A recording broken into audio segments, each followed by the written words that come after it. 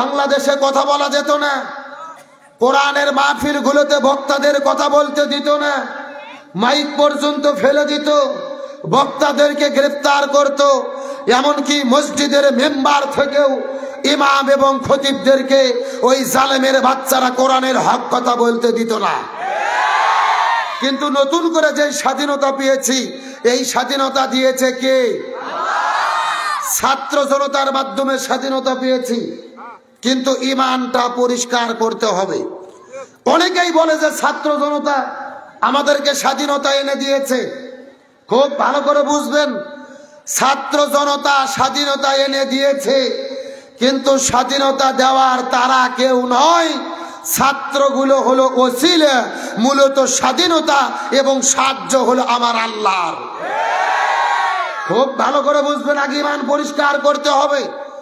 16 বছর ধরে বিএনপি চেষ্টা করেছে, স্বৈরাচার হাসিনাকে তাড়াতে পারেনি। লক্ষ লক্ষ লোক নিয়ে ঢাকাতে সমাবেশ করতে গেছে, গুলি আর টিয়ার শেল খাইয়ে বাড়িতে ফিরে আসতে বাধ্য হয়েছে। 16 বছর ধরে জামাত শিবিরের ভাইরা মাঠের মধ্যে নেমেছে, গুলি খেয়েছে, টিয়ার শেল খেয়েছে, জীবন দিয়েছে, শহীদ হয়েছে, বাড়িতে ফিরে এসেছে, স্বাধীনতা আনতে পারেনি। সব দল যখন ভেবেই নিয়েছিল, আমরাও মনে মনে ভেবেছিলাম অন্তত স্বৈরাচার হাসিনা যতদিন বেঁচে আছে এতদিন মনে হয় আর তাকে তাড়ানো যাবে না। এ কথা কর না কে? এটা আমরা মনে মনে ভেবেই নিয়েছিলাম। এইভাবে সব দলের লোক, আমরা যখন নাকের মধ্যে সর্ষের তেল দিয়ে ঘুম পাড়তেছি, আল্লাহ বলতেছে না, তোমাদের চিন্তা ভাবনা একরকম, আর আমি আল্লাহ আমার পরিকল্পনা আর এক রকম। সুবহানাল্লাহ। এই জমিনের মধ্যে রসুল যেদিন জন্মগ্রহণ করেছেন, রসুলের আগমনের 50 দিন আগে, জোরে বলেন কয়দিন? রসুলের জন্মের 50 দিন আগে বাদশা আবরাহা হাজার হাজার হাতি নিয়ে কাবা ঘরকে হামলা করার জন্য এসেছেন। কাবা ঘরকে ধ্বংস করে দেবেন। মক্কায় আসার পরে তিনি খোঁজ পাইলেন, কাবা ঘর যিনি দেখাশোনা করেন রসুলের চাচা আব্দুল মুত্তালিব, তার হাজার হাজার উট ছিল, দুম্বা ছিল, ভেড়া ছিল। এই বাদশাহরা সেগুলোকে আটক করে ফেললো।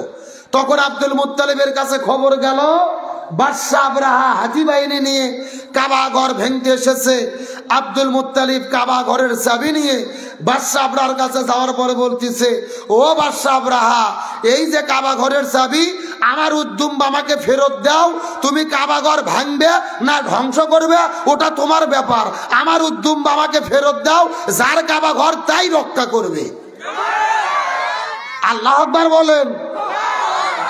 কতটা মারাত্মক কথা চিন্তা করে দেখেছেন? বলতেছে উদ্দুম্ব, ভেড়া এগুলো আমার, ওগুলো ফেরত দাও, এই যে কাবা ঘরের চাবি নাও, যাও, যার কাবা ঘর সেই রক্ষা করবে। সুবহানাল্লাহ।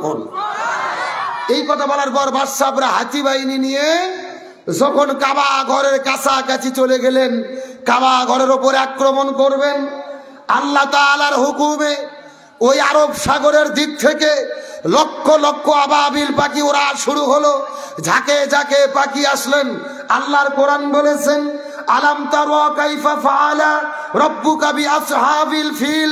হে রাসূল, আপনি কি দেখেননি আমি হাতিওয়ালা বাহিনীর সঙ্গে কি ব্যবহার করেছি? আলাম ইয়াজআল কাইদাহুম ফি তাদলিল, আমি কি তাদের কায়দা ষড়যন্ত্রকে ধ্বংস করে দেইনি? ও আরসালা আলাইহিম তায়রান আবাবিল, আমি আকাশ থেকে হাজার হাজার আবাবিল প্রেরণ করেছি। তাদের বুকের মধ্যে ছিল পাথর, পায়ের মধ্যে ছিল পাথর, ছোট্ট ছোট্ট কঙ্কর। হাতিওয়ালা বাহিনীর উপরে যখন নিক্ষেপ করেছে, সাথে সাথে পুরো হাতিওয়ালা বাহিনী চূর্ণ বিচীর্ণ হয়ে মাটির সঙ্গে মিশে গেছে। আল্লাহু আকবার বলেন। ভূমিকায় কথাটা কেন বললাম? গভীর মনোযোগ। ওই ঘটনার সঙ্গে কোরআনের বক্তব্যের সঙ্গে বাংলাদেশের বক্তব্য মিল করেন। বিএনপি যখন ঘুমায়, জামাত যখন ঘুমায়, চরমোনাই যখন ঘুমায়, রাজপথের মধ্যে দেখা গেল 2 বছরের শিশু, 12 বছরের কিশোর, 24 বছরের যুবক, 80 বছরের বৃদ্ধ, লক্ষ লক্ষ মানুষেরা রাজপথে নেমেছে। স্বৈরাচার পালিয়ে যেতে বাধ্য হয়েছে। আল্লাহ বুঝাতে চাচ্ছে, এই ছাত্রগুলো হলো ওসিলা, মূলত সাহায্য হলো আমি আল্লাহর। ঈমান পরিষ্কার করেন, আগে ঈমান পরিষ্কার করেন। ছাত্র জনতা ওসিলে সাহায্য কার? তাহলে নতুন করে স্বাধীনতা কে দিয়েছেন? চিৎকার করে ওই আল্লাহর প্রশংসা আদায় করে বলতেছে আলহামদুলিল্লাহ। আরো জোরে বলি আল্লাহু আকবার। ওই স্বৈরাচার বাংলাদেশ থেকে পালিয়ে গেছেন, ভারতের মধ্যে অবস্থান করতেছেন। আমেরিকা যেতে চেয়েছিল, ভিসা পায় নাই। লন্ডন যেতে চেয়েছিল, ভিসা পায় নাই। কানাডা যেতে চেয়েছিল, ভিসা পায় নাই। কোরআনের ফাঁকে আল্লামা সাঈদী বলেছিল, এই স্বৈরাচারদের এমন একটা সময় আসবে তারা পালানোর জন্য ইঁদুরের গর্ত খুঁজে পাবে না। আল্লামা সাঈদী যেই বক্তব্যে বিদায় নিয়ে চলে গেছে, আজকে বর্তমান স্বৈরাচারদের সঙ্গে 100% আল্লামা সাঈদীর বক্তব্য মিলে গেছে। কথা বলেন ঠিক কিনা? কিন্তু আজকের প্রোগ্রাম থেকে আমরা দাবি করতে চাই, ওই ভারত থেকে ভারতের এজেন্ট হয়ে তারা বাংলাদেশে এসেছিল বাংলাদেশ থেকে ইসলামকে ধ্বংস করে দেওয়ার জন্য। যখন তাদের ক্ষমতার চেয়ে নড়বড়ে হয়ে গেল, তারা চিন্তা করেছিল বাংলাদেশে ইসলামকে যদি শেষ করতে হয়, শক্তিশালী ইসলামী দল বাংলাদেশ জামাত ইসলামীকে নিষিদ্ধ করতে হবে। 1 তারিখে তারা পাগল হয়ে জামাত ইসলামীকে নিষিদ্ধ করলো। আল্লাহর কি খেলা, আল্লাহর কি ফয়সালা। তারা 5 তারিখে সিরা জুতো সিরা শাড়ি পরে মামুর বাড়ি দিল্লি পালাতে বাধ্য হলো। কার ফয়সালা, কার খেলা? আল্লাহ তাআলা বলতেছে আমি ধরি না, কিন্তু একবার ধরলে আমি আল্লাহ ছাড় দেই, কিন্তু একেবারে ছেড়ে। যুগে যুগে তারা দ্বীন ইসলামকে জমিন থেকে নিভিয়ে দিতে চায়, কিন্তু আল্লাহ তাআলা বলেন না, তারা যতই ষড়যন্ত্র করুক এই জমিনের মধ্যে দ্বীন ইসলামকে বিজয় করে রাখবে কে? আর জোরে বলেন আল্লাহ সুবহানাহু ওয়া তাআলা বলেন, ইউরিদুনা লিয়ুতফিউ নূরাল্লাহি বিআফওয়াহিহিম আল্লাহু মুতিম্মু নূরিহি ওয়ালাউ কারিহাল কাফিরুন।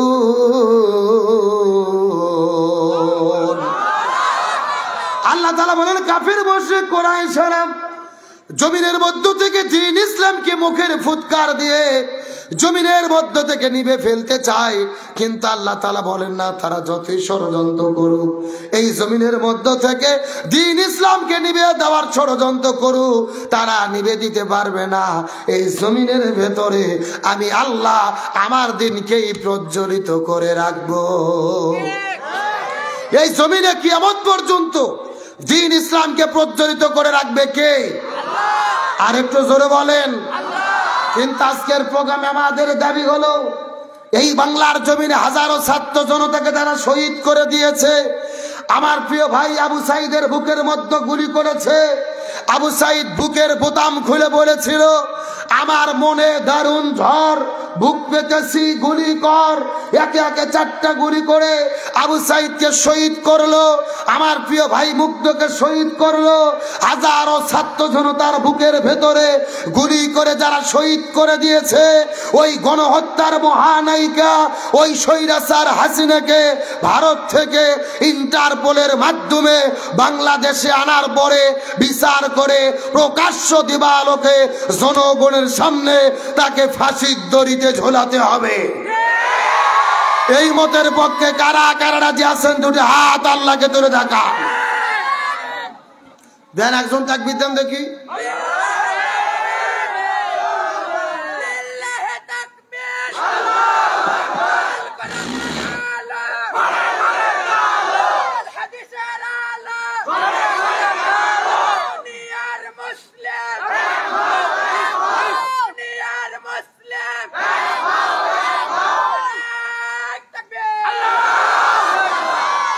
রাজশাহীর মুসলমান গভীর মনোযোগ। আল্লাহর কোরআন বলেছেন, মান কতালা নাফসান বিগয়রি নাফসিন আও ফাসাদিন ফিল আরদ ফাকা আন্নামা কতালান নাসা জামিয়া। নিরপরাধ একজন মানুষকে হত্যা করা মানে হলো তামাম পৃথিবীর সমস্ত মানুষকে হত্যা করার শামিল। এখন আমি আপনাদেরকে জিজ্ঞেস করতে চাই, এই স্বৈরাচাররা কি একজনকে হত্যা করছে না হাজার হাজার হত্যা করছে? এখন বলেন এই হত্যার বিরুদ্ধে কথা বলা কি অপরাধ? এদের শাস্তি চাওয়া কি রাজনীতি? আগামীকালকে দেখবেন আপনাদের বাজারে কিছু কিছু লোক গল্প করবে, বলবে গতকালকে আব্দুল সালাম যুক্তিবাদী এসেছিল, এটা কি ওয়াজ হলো, এটা রাজনীতি হলো। এ কথা কর না কে? এরা কিন্তু ওই দলের লোক, এরা স্বৈরাচারের লোক, কিন্তু এখন নিজেদের খোলসকে পরিবর্তন করে এরা সুশীল সেজেছে। গভীর মনোযোগ। রাসূল বলেছেন শুধু হাতের মধ্যে অস্ত্র নিয়ে যুদ্ধের ময়দানে যাওয়াই জিহাদ নয়, জালেমের জুলুমের বিরুদ্ধে কথা বলা হলো সবচাইতে বড় জিহাদ। তাহলে জালেমের জুলুমের বিরুদ্ধে কথা বলা কি অপরাধ? তাহলে আজকের আলোচনা কোরআন থেকে হক কথা চলবে ইনশাআল্লাহ। গভীর মনোযোগ দিয়ে বুঝুন। 1450 বছর আগে মক্কায় দারুন নাদওয়া সংসদের ভেতরে আবু জেহেল রাসূলের বিরুদ্ধে যেই 3টা ষড়যন্ত্র করেছিল, গত 16 বছরের ভেতরে এই বাংলাদেশের স্বৈরাচাররাও বাংলাদেশে একই রকম ভাবে ইসলাম এবং মুসলমানদের বিরুদ্ধে 3টে ষড়যন্ত্র করেছে। জোরে বলেন কয়টা? দলিল কোরআনের মধ্যে আছে না নাই? সূরাটির নাম হলো সূরা আনফাল, আয়াত নম্বর হলো 30। চিৎকার করে বলেন কয় নম্বর আয়াত? আরো জোরে বলেন। আমার প্রিয় বন্ধুগণ, মুসলমান ভাইরা গভীর মনোযোগ। খাতা কলম থাকলে লিখে নেন, মোবাইল থাকলে রেকর্ড করে নেন, কথাগুলো সুন্দর করে বোঝার চেষ্টা করবেন। ওই 1450 বছর আগে মক্কার দারুন নাদওয়া সংসদের ভেতরে রাসূলের বিরুদ্ধে যেই 3টা ষড়যন্ত্র আবু জেহেল করেছিল, এই বাংলাদেশের ভেতরে গত 16 বছরে এই স্বৈরাচাররাও একই রকম ভাবে 3টে ষড়যন্ত্র করেছে। দলিল হলো আল্লাহর কোরআন, সূরাটির নাম সূরা আনফাল, আয়াত নম্বর হলো 30। আল্লাহ তাআলা কত চমৎকার করে বলেছে, ওয়া ইয ইয়ামকুরু বিকাল্লাযিনা কাফারু, ওয়া ইয ইয়ামকুরু বিকাল্লাযিনা কাফারু। আল্লাহ বলেন ইয়া রাসূলুল্লাহ, আবু জেহেল আপনার বিরুদ্ধে ষড়যন্ত্র করতেছে, কিয়ামত পর্যন্ত করবে। ইয়ামকুরু শব্দটি মুজারের সিগা, বর্তমান ভবিষ্যৎ, প্রেজেন্ট ফিউচার। আল্লাহ বলেন ইয়া রাসূলুল্লাহ, আবু জেহেল আপনার বিরুদ্ধে ষড়যন্ত্র করতেছে, কিয়ামত পর্যন্ত করবে। এখন আমি আপনাদের জিজ্ঞাসা করি, বলেন তো আবু জেহেল কি কিয়ামত পর্যন্ত বেঁচে থাকবে? তাহলে আল্লাহ মনে হয় ভুল করে লিখেছে। এ আল্লাহ কি ভুল করে? আল্লাহ ভুল করে না, এমন কথা বললে ইমানও থাকবে না।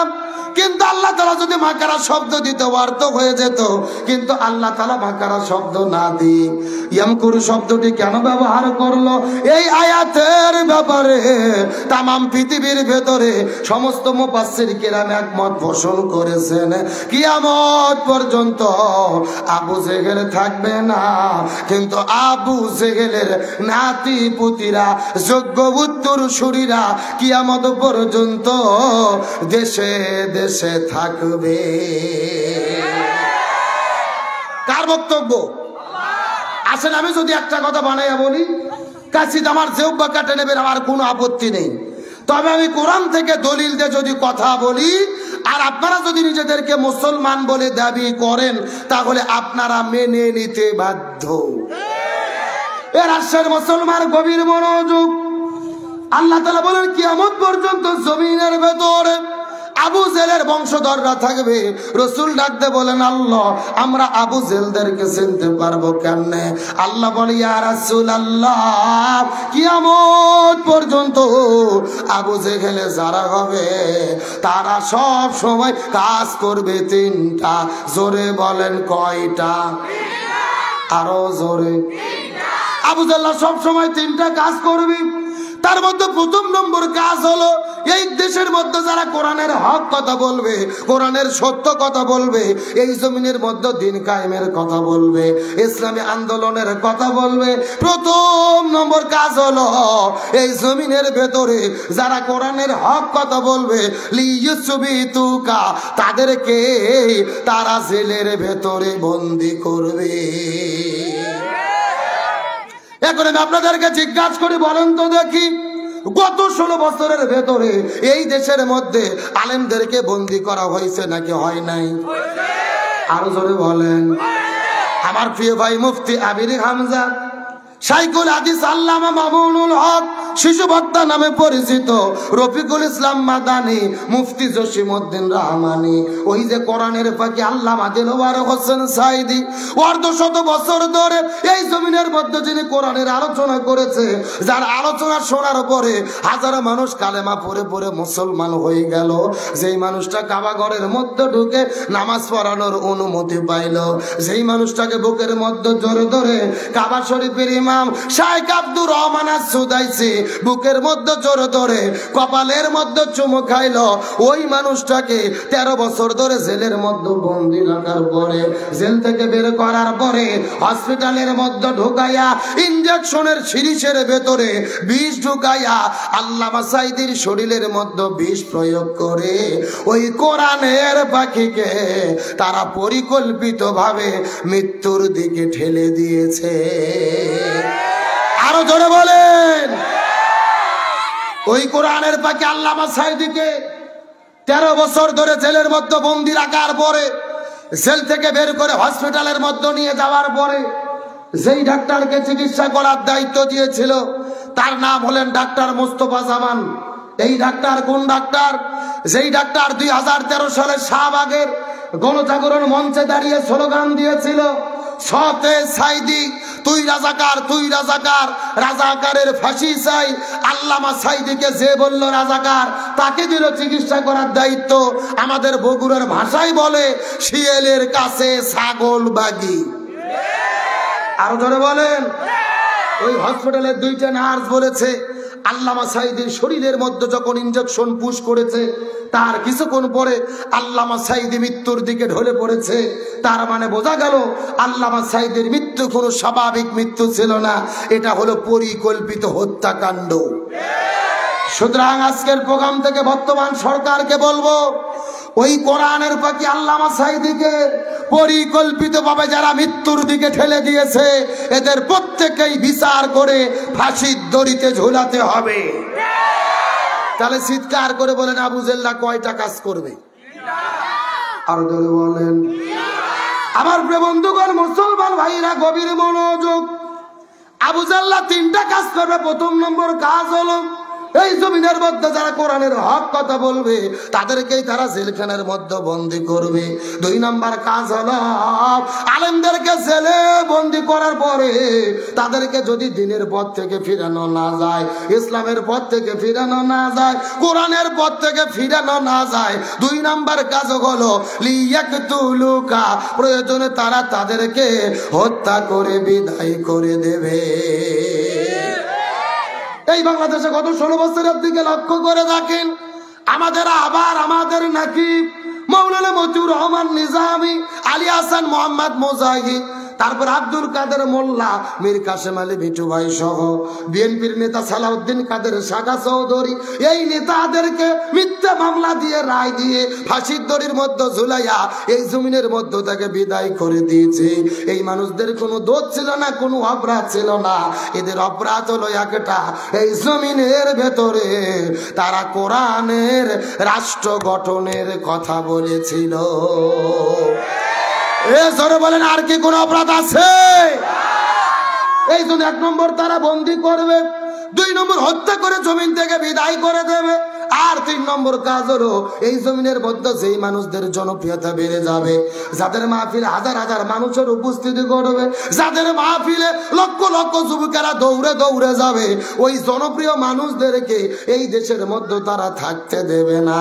লিইখুরিজুকা, তাদেরকে তারা দেশ থেকে বের করে দেবে।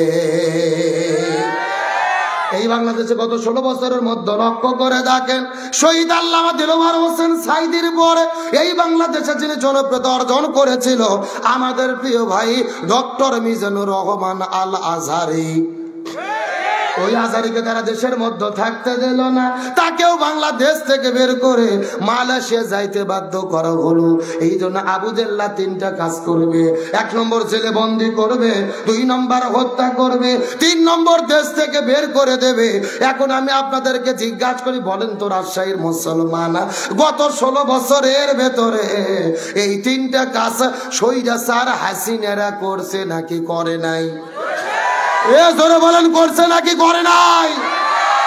তার মানে বোঝা গেল 1450 বছর আগে মক্কার আবু জেহেল আর গত 16 বছরের এই বাংলাদেশের স্বৈরাচার আবু জেহেল, এদের ভেতরে বিন্দু মাত্র কোনো পার্থক্য নাই। কিন্তু আমি বলতে চাই, ওই মক্কার আবু জেহেলের বাড়ি মক্কাতে আছে না নাই? কিন্তু বাড়ি আর বাড়ি নাই।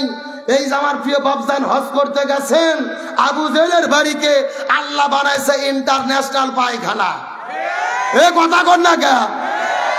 আমরাও বলতে চাই, এই বাংলাদেশের স্বৈরাচার যেখানে থাকতো গণভবনের ভেতরে, ওই গণভবন এবং ধানমন্ডি 32কে জাদুঘর নয়, ওই গণভবন ধানমন্ডি 32কেও বাংলাদেশের মানুষের জন্য জাতীয় পায়খানা বানানো দরকার। তাহলে বাংলাদেশ যতদিন থাকবে পুরো দেশের মানুষ ঢাকাত যাবে, আর ওখানে টয়লেট বাথরুম সারিয়া ওই আবু জেহেলদের প্রতি ঘৃণা পোষণ করবে। আমার কথার সঙ্গে কি একমত? জোরে বলেন একমত। আলোচনা কি চলবে? শেষ পর্যন্ত থাকবেন তো ইনশাআল্লাহ? দেখি থাকবেন না কারা কারা, একটু হাত তোলেন। আলহামদুলিল্লাহ, রাজশাহীর শ্রোতাগুলো খুবই শিয়ানা। এ সত্য সত্য শেষ পর্যন্ত থেকে আখিরি মোনাজাত করে কারা কারা যেতে চান, টান টান করে দুটো হাত আল্লাহকে তুলে দেখান। লিল্লাহে তাকবীর। এ সাউন্ড হয়নি, হাত টান টান গুডন তো দেখি সবাই একটু গলা কাকার দাম থেকে। লিল্লাহে তাকবীর। আল কোরআনের আলো, আল হাদিসের আলো, দুনিয়ার মুসলিম ইসলামের শত্রুরা কোরআন আছে যেখানে, হাদিস আছে যেখানে, লিল্লাহে তাকবীর। আলহামদুলিল্লাহ বলেন। আপনারা সবাই কিন্তু হাত তুলে ওয়াদা করলেন শেষ পর্যন্ত থাকবেন। এখন না থাকে যদি উঠে চলে যান, ওটা ভঙ্গ করা কিসের লক্ষণ? আরো জোরে বলেন। আপনারা কি মুনাফিক হতে চান? মুনাফিক হতে চান কি চান না, এটা মুনাজাতের আগে বোঝা যাবে। জোরে বলেন, কিসের আগে? মুনাজাতের আগ পর্যন্ত লক্ষ্য করে দেখেন কারা কারা উঠে উঠে চলে যায়। যারা যারা উঠে যাবে মনে করবেন এরা হলো ওই গ্রুপের লোক। কতক্ষণ ঠিক কি না? এ চাচা, মুরব্বি মুরব্বি, ওরে বাবা, মুরব্বি বলতে বলতে সবাই খুশি। আসলে বাংলাদেশ হলো ভাই ভাইরালের পাগল। গত 1 মাস আগে বাংলাদেশের একটা বক্তা মুস্তাক ফয়েজি কুমিল্লার একটা ওয়াজ করতে যাই, একটা মুরব্বি মাহফিল থেকে উঠে যাচ্ছে। উনি বলছেন, মুরব্বি মুরব্বি। এই মিডিয়ার ছেলেপেলে এত কারবার, ওই 30 সেকেন্ড কাটিয়ে ফেসবুক, ইন্টারনেট, ইউটিউব, টিকটক ছাড়িয়ে দিয়েছে। পুরো মিডিয়ার ভেতরে শুধু মুরব্বি মুরব্বি জিকির চলতেছে। এ যুবকেরা কথা কও না কা? গত 1 মাস আগে আমাদের প্রোগ্রাম ছিল বাবজান ঢাকাতে, মাজলিসুল মুফাসসিরিনের কেন্দ্রীয় সম্মেলন। ওই মুস্তাক ফয়েজি হুজুর এসেছে, আমরা দুইজন একসাথে বসে আছি। কিছু ছেলে পেলে আসে ডাক দিয়ে বলতেছে, ও মুরব্বি হুজুর, আপনার সাথে একটু সেলফি তুলবো। মানে ওনার নামই হয়ে গেছে মুরব্বি হুজুর। এই যে চাচারা যাচ্ছে উঠে উঠে, যদি পেশাব করে জাগার মাল জাগাত ফেরত আসে তাহলে মনে করবেন ঠিক আছে, আর যদি না আসে তাহলে মনে করবেন ভেজাল আছে। কথা বলেন ঠিক কিনা? এ রাজশাহীর মুসলমান গভীর মনোযোগ। ওই স্বৈরাচাররা দেশ থেকে পালিয়ে গেছে, ওদের ষড়যন্ত্র কিন্তু বন্ধ হয়নি। স্বৈরাচার বলতেছে আমি বাংলাদেশের সীমান্তের কাছে আছি, যে কোনো সময় চট করে ঢুকে পড়তে পারি। কথা কন না কে? আমরা বলতেছি ম্যাডাম আসেন, এটা তো আপনার বাবার দেশ। এ কথা কন না কে? এটা কার দেশ? আপনারই বাবার দেশ। আসুন, আপনি দেশে আসবেন, আমাদের কোনো আপত্তি নেই। আপনি আসেন, আমরা আপনার জন্য আয়না ঘর রেডি করে রেখেছি। আপনি চট করে বাংলাদেশে ঢুকবেন, আমরাও আপনাকে ফট করে আয়না ঘরে ঢুকে দেব। তার কারণ বলেন তো, আয়না ঘর কি আমরা তৈরি করেছি না ওরা করেছে? আরো জোরে বলেন। আল্লাহর কোরআন বলেছেন কুতিবা আলাইকুমুল কিসাস, জীবনের পরিবর্তে জীবন, হাতের পরিবর্তে হাত, পায়ের পরিবর্তে পা, চোখের পরিবর্তে চোখ। এই আয়াতের ডিজিটাল ব্যাখ্যা হলো আয়না ঘরের পরিবর্তে আয়না ঘর।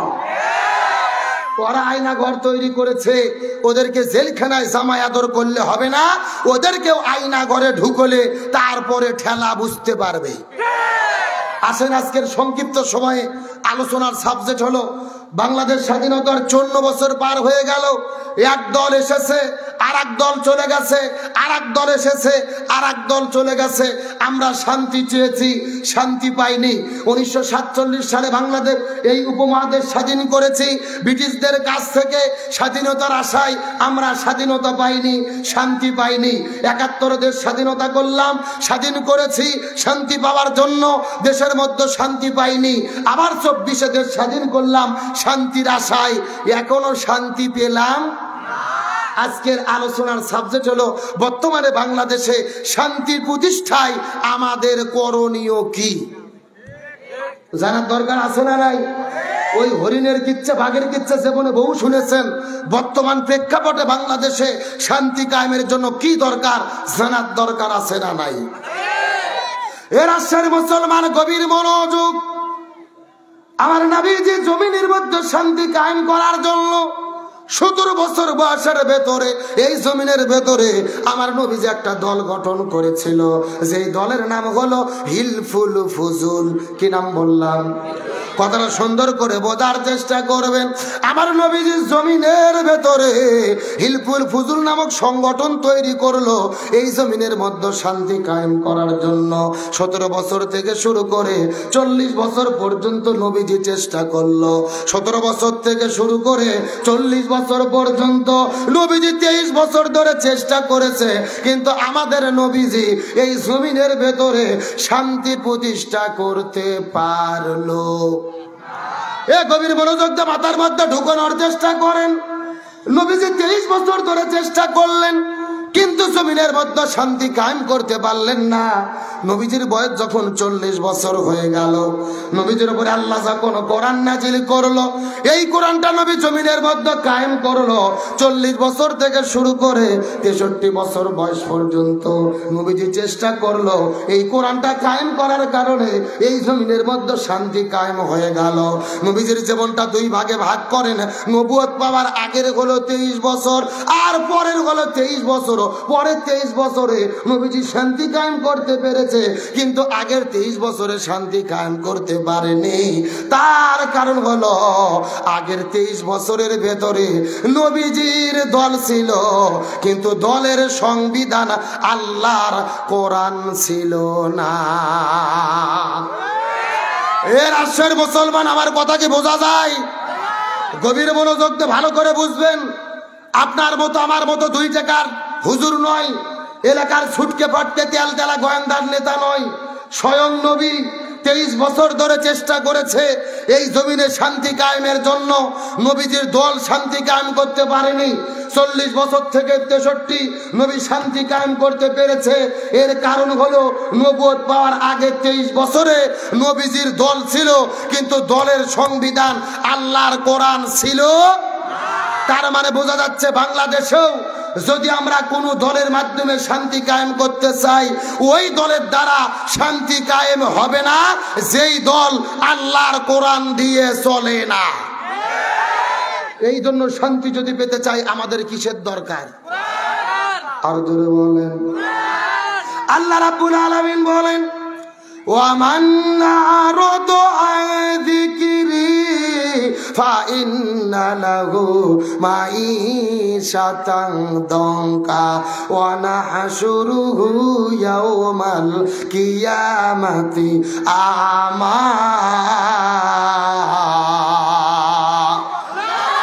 আর জোরে বলেন আল্লাহু আকবার। সূরা তোহা 16 নম্বর পারার 42 নম্বর পৃষ্ঠার 13 নম্বর লাইন 124 নম্বর আয়াতে কারিমা তাফসীর ইবনে কাসির থেকে বলতেছি, আল্লাহর কোরআন বর্ণনা করে বলেন, এ পৃথিবীর মানুষেরা তোমরা যদি শান্তি পেতে চাও, ব্যক্তি, পরিবার, সমাজ, রাষ্ট্র, রান্নাঘর থেকে শুরু করে সংসদ পর্যন্ত এই কোরআনকে বাদ দিয়ে মানব রচিত তন্ত্র মন্ত্র মেনে যদি জীবন চালাও, তোমরা শান্তি পাবা না, বরং তোমাদের জীবনটাকে আমি আল্লাহ অশান্তিতে ভরে দেব। আর হাসরের ময়দানে যারা কোরআন মানবে না, আমি আল্লাহ তাদেরকে অন্ধ করে হাসরের ময়দানে উঠাবো। যারা কোরআন মেনে জীবন চালাবে না, এদের জীবনে অশান্তি দেবে কে? আর হাসরে এদেরকে অন্ধ করে উঠাবে কে? বরং যদি আমরা শান্তি পেতে চাই কি করতে হবে? আল্লাহর কোরআন বলেছেন, ফামান তাবিয়া হুদায়া ফালা খাউফুন আলাইহিম ওয়ালা হুম ইয়াহজানুন। আল্লাহ তাআলা ডাকতে বলেন, হে পৃথিবীর মুসলমানেরা গভীর মনোযোগ। ব্যক্তি, পরিবার, সমাজ, রাষ্ট্র, রান্নাঘর থেকে শুরু করে সংসদ ভবন পর্যন্ত যদি তোমরা শান্তি পেতে চাও, এই কোরআন যদি মেনে চলতে পারো, আমি আল্লাহ তোমার জীবনে, তোমাদের জীবনে শান্তিতে ভরপুর করে দেব। তাহলে চিৎকার করে বলেন, শান্তি পেতে চাইলে কি লাগবে? সাপার মুসলমান গভীর মনোযোগ। যেহেতু লিখে দিয়েছেন আব্দুল সালাম যুক্তিবাদী, যুক্তিতে আমি আপনাদের কিছু কথা বুঝাই। মনে করেন বাংলাদেশে ঢাকা শহরে বিশাল বড় একটা পানির ট্যাঙ্কি আছে। যেরকম কিসের ট্যাঙ্কি? ওই পানির ট্যাঙ্কির মধ্যে থেকে পাইপ দিয়ে দিয়ে বাংলাদেশের 64টা জেলায় পানি সাপ্লাই দেওয়া হয়। এখন ঢাকাতে যে পানির ট্যাঙ্কি আছে, ওই ট্যাঙ্কির ভেতরে একটা মরা বিড়াল মরিয়ে পচে গন্ধ উঠে আছে। একটা পাইপ আস্তে আস্তে আস্তে আপনাদের এই রাজশাহীতে আমসত্রও এসেছে। এখন বলেন তো, পাইপ দিয়ে যে পানি বের হচ্ছে ভালো না গন্ধ? আরো জোরে বলেন। ওই গন্ধওয়ালা পানি যখন আপনাদের আমসত্তরে বের হয়েছে, রাজশাহী জেলার যত হুজুর আছে, মুফতি, মুহাদ্দিস, ফকি, ইমাম, মুয়াজ্জিন, সবাইকে ডাকতে বলা হয়েছে, এই হুজুরের গোষ্ঠীরা এই যে পানিওয়ালা বের হচ্ছে গন্ধওয়ালা পানি, তোমরা ফু দিয়ে দিয়ে পরিষ্কার করো। কি মনে হয় হবে? যেরকম হবে। রাজশাহী জেলার হুজুর তো দূরের কথা, কাবা শরীফের ইমামও যদি এসে ফু দেয়, পানি পরিষ্কার হবে? আচ্ছা বলেন তো, পানি পরিষ্কার করতে গেলে কি পরিষ্কার করা লাগবে? ওই ট্যাঙ্কি পরিষ্কার করা লাগবে। এটাকে বুঝতে পেরেছেন? এইবার আসল কথা শোনেন। এই রাজশাহীর মুসলমান, এই বাংলাদেশেও শান্তি প্রতিষ্ঠার একটা ট্যাঙ্কি আছে, যার নাম হলো সংসদ ভবন।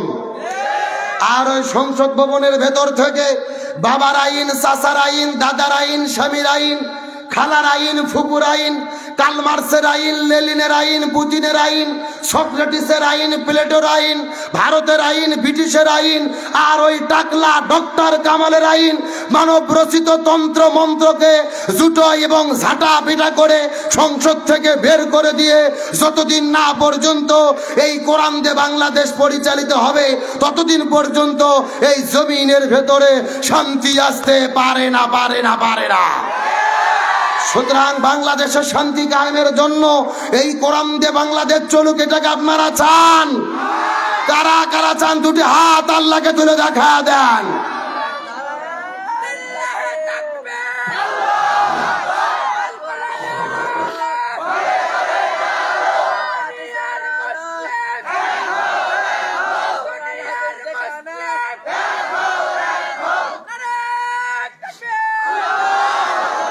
রাজশাহীর মুসলমান ভাইরা, আপনাদের কি কষ্ট হচ্ছে? রাগ করতেছেন? তাহলে জোরে বলেন, বাংলাদেশের শান্তি প্রতিষ্ঠার জন্য কি লাগবে? আরো জোরে বলেন। এখন আসেন গভীর মনোযোগ। আল্লাহ তাআলা আমাদেরকে সৃষ্টি করেছে, আল্লাহর উদ্দেশ্য আছে না নাই? আল্লাহর কোরআন বলেছেন, ওমা খলাকতুল জিন্না ওয়াল ইনসা ইল্লা লিয়াবুদুন, আমি মানুষ এবং জিনকে সৃষ্টি করেছি আমি আল্লাহ আমার ইবাদত করার জন্য। এখন ইবাদত কাকে বলে? নামাজ পড়া ইবাদত, হজ করা ইবাদত, যাকাত দেওয়া ইবাদত, জিকির করা ইবাদত, কিন্তু সবচাইতে বড় ইবাদত হলো এই জমিনে দ্বীন প্রতিষ্ঠার আন্দোলন করা, ইকামতে দ্বীনের কাজ করা, দেশের ভেতরে কোরআন বিজয়ের আন্দোলন করা। এখন হয়তো প্রশ্ন করবেন, হুজুর এটা কেমন আলোচনা করলেন? নামাজের চাইতে দামি ইবাদত জমিনে দিন প্রতিষ্ঠান আন্দোলন করা কেন? উদাহরণ দেই, বুঝতে পারবেন। এই বাংলাদেশে তাবলিগ নামে একটা দল আছে না নাই? এরা মসজিদে মসজিদে যায়, মানুষের গায়ে হাত দিয়ে বলে নামাজ পড়ো, বহুত ফায়দা, বহুত নেকি। আচ্ছা বলেন তো, তাবলিগ দলের কি বাংলাদেশে কোনো বিপদ আছে? এই ছেলেবেলা, এই মাদ্রাসার ছেলেবেলা বসো দেখি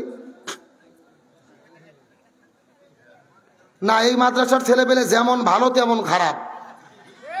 এরা দেখবেন যে সামনে দল বান্ধে বসবে, আবার একসাথে দল বান্ধে উঠে চলে যাবে।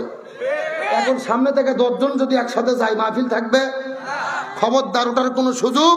হ্যাঁ ছেলে বসো দেখি, আমার দিকে লক্ষ্য করেন, গভীর মনোযোগ। বলেন তো, তাবলিগ নামে দলের কি বাংলাদেশে কোনো বিপদ আছে? আচ্ছা বলেন তো, বাংলাদেশে জিকির পার্টি আছে না নাই? কথা কয় না। আরে ভাই, বাংলাদেশ হলো জিকিরের কারখানা।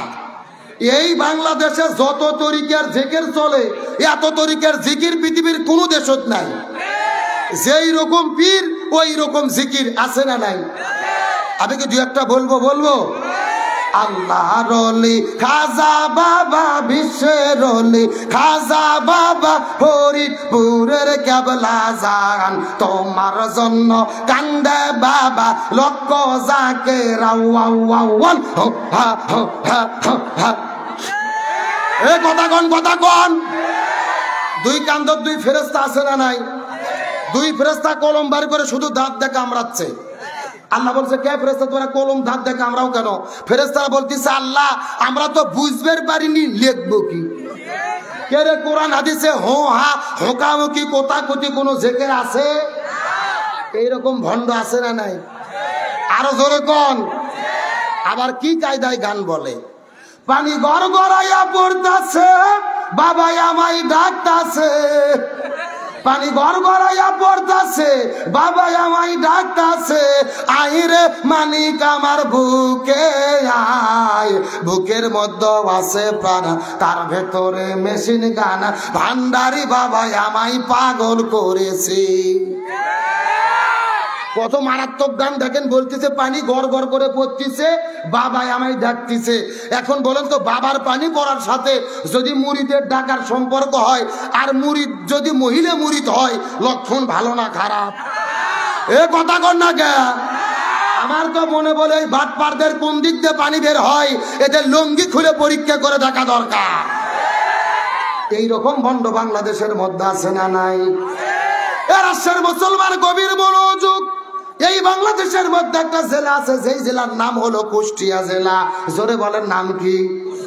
এই কুষ্টিয়া জেলার মধ্যে একটা বাবা আছে, যেই বাবার নাম বাবা লালন শাহ।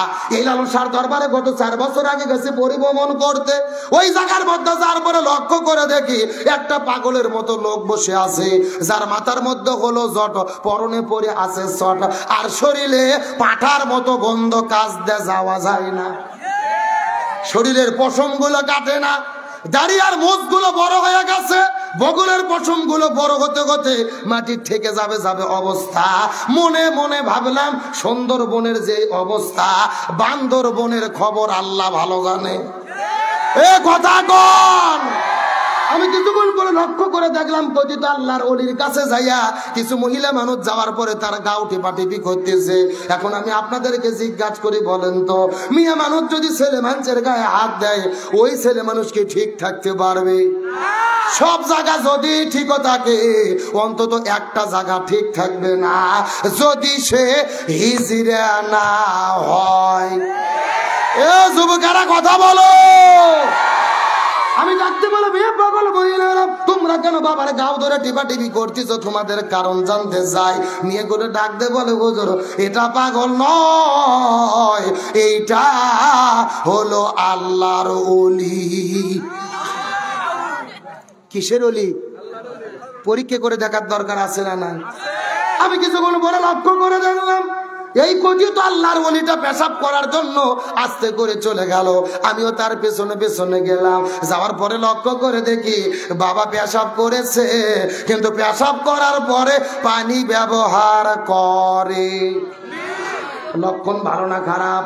আমি আস্তে করে ডাক দিয়ে বললাম, বাবা আপনি পেশাব করলেন, পানি কেন ব্যবহার করলেন না? আমাকে ডাক দিয়ে বলে, হুজুর আপনি শরীয়তের হুজুর, মারে ফত বুঝবেন না। আমি বলে শরীয়তের হুজুর মারে ফত বুঝবো না? আমি ডাক দিয়ে বলবো, কত তো আল্লাহর ওলি, আপনি বুঝে দিলেই তো বুঝতে পারবো, আপনি বুঝে দিলেই তো বুঝতে পারবো। আমাকে ডাকতে বলে, হুজুর আপনি কি জানেন এই পানি কোন পানি?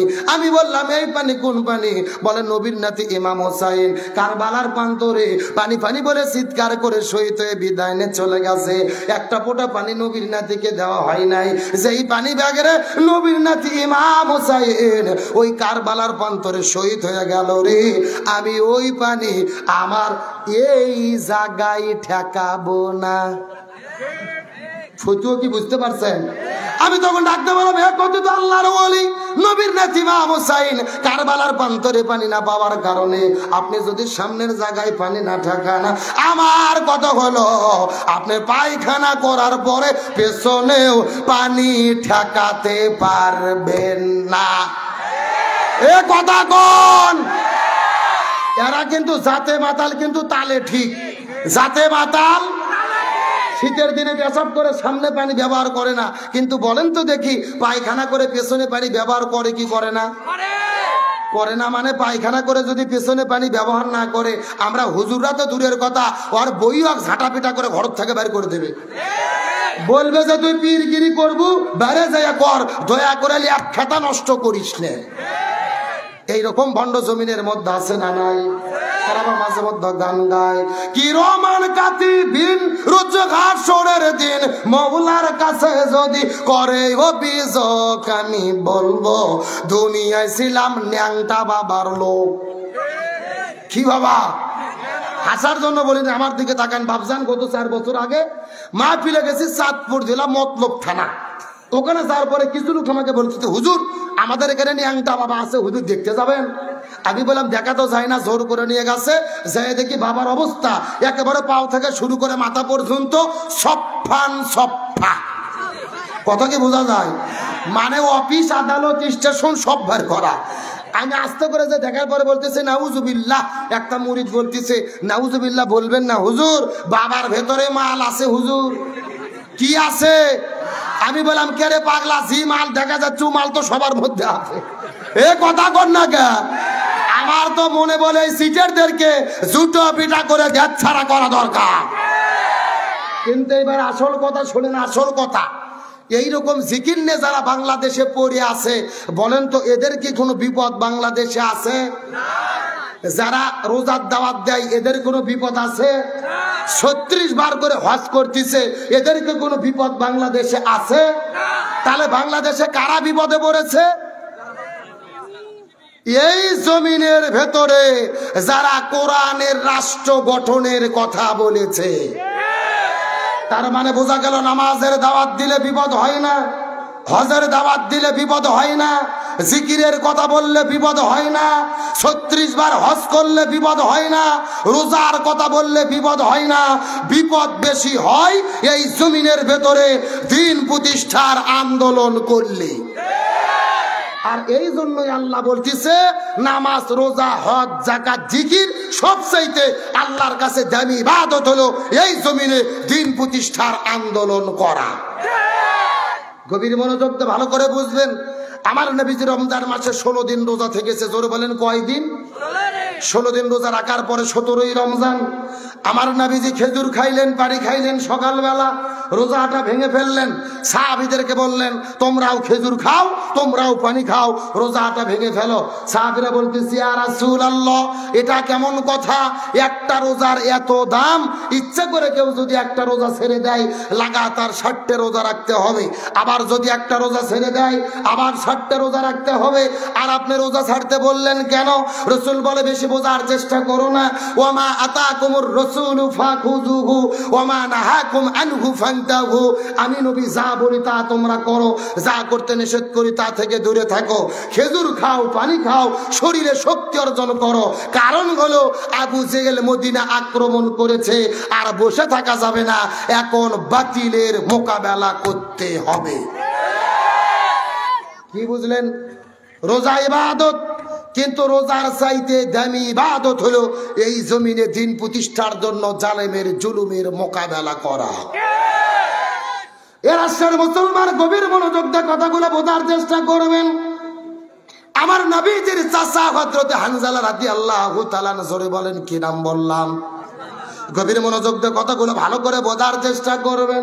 হযরত হানজালা রাদিয়াল্লাহু তাআলা নতুন বিয়ে করার পরে বউটাকে নিয়ে যখন বাসর ঘরে গেল, স্ত্রীর সঙ্গে প্রেম ভালোবাসা মহব্বত শুরু হয়ে গেল।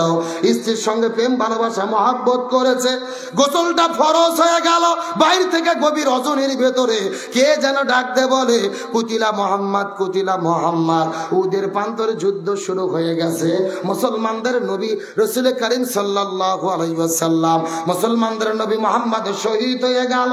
এই কথাটা শোনার পরে হযরত হানজালা রাদিয়াল্লাহু তাআলা ওই বাসর ঘরের মধ্য থেকে নতুন বউটাকে বাসর ঘরে রেখে হাতের মধ্যে তলোয়ার নেওয়ার পরে এক দৌড় দিয়ে আল্লাহু আকবার বলে উদের প্রান্তরে তিনি ঝাঁপিয়ে পড়েছে।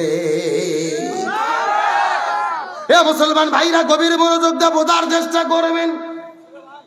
নিজে বউ বাসর ঘরের মধ্যে রাখার পরে, ফরজ গোসল বাকি রাখার পরে ওই তরোয়ালটা নিয়ে যখন যুদ্ধের ময়দানে যুদ্ধ করতে গেল, জিহাদ করতে করতে কয়েকজন কাফেরকে বিদায় করে দিয়েছে। কিন্তু যেহেতু তার শরীরটা অপবিত্র ছিল, ফরজ গোসল বাকি ছিল, 1 নয় 2 নয় 3 ওয়াক্ত ফরজ নামাজ কাজা করেছে। কয় ওয়াক্ত বললাম? 3 ওয়াক্ত ফরজ নামাজ কাজা করেছে। কয়েকজন কাফিরকে জমিন থেকে বিদায় করে দেওয়ার পরে পেছন দিক থেকে একটা ঘাতক যাওয়ার পরে হানজালাকে আঘাত করলো। হানজালা শহীদ হয়ে চলে গেল।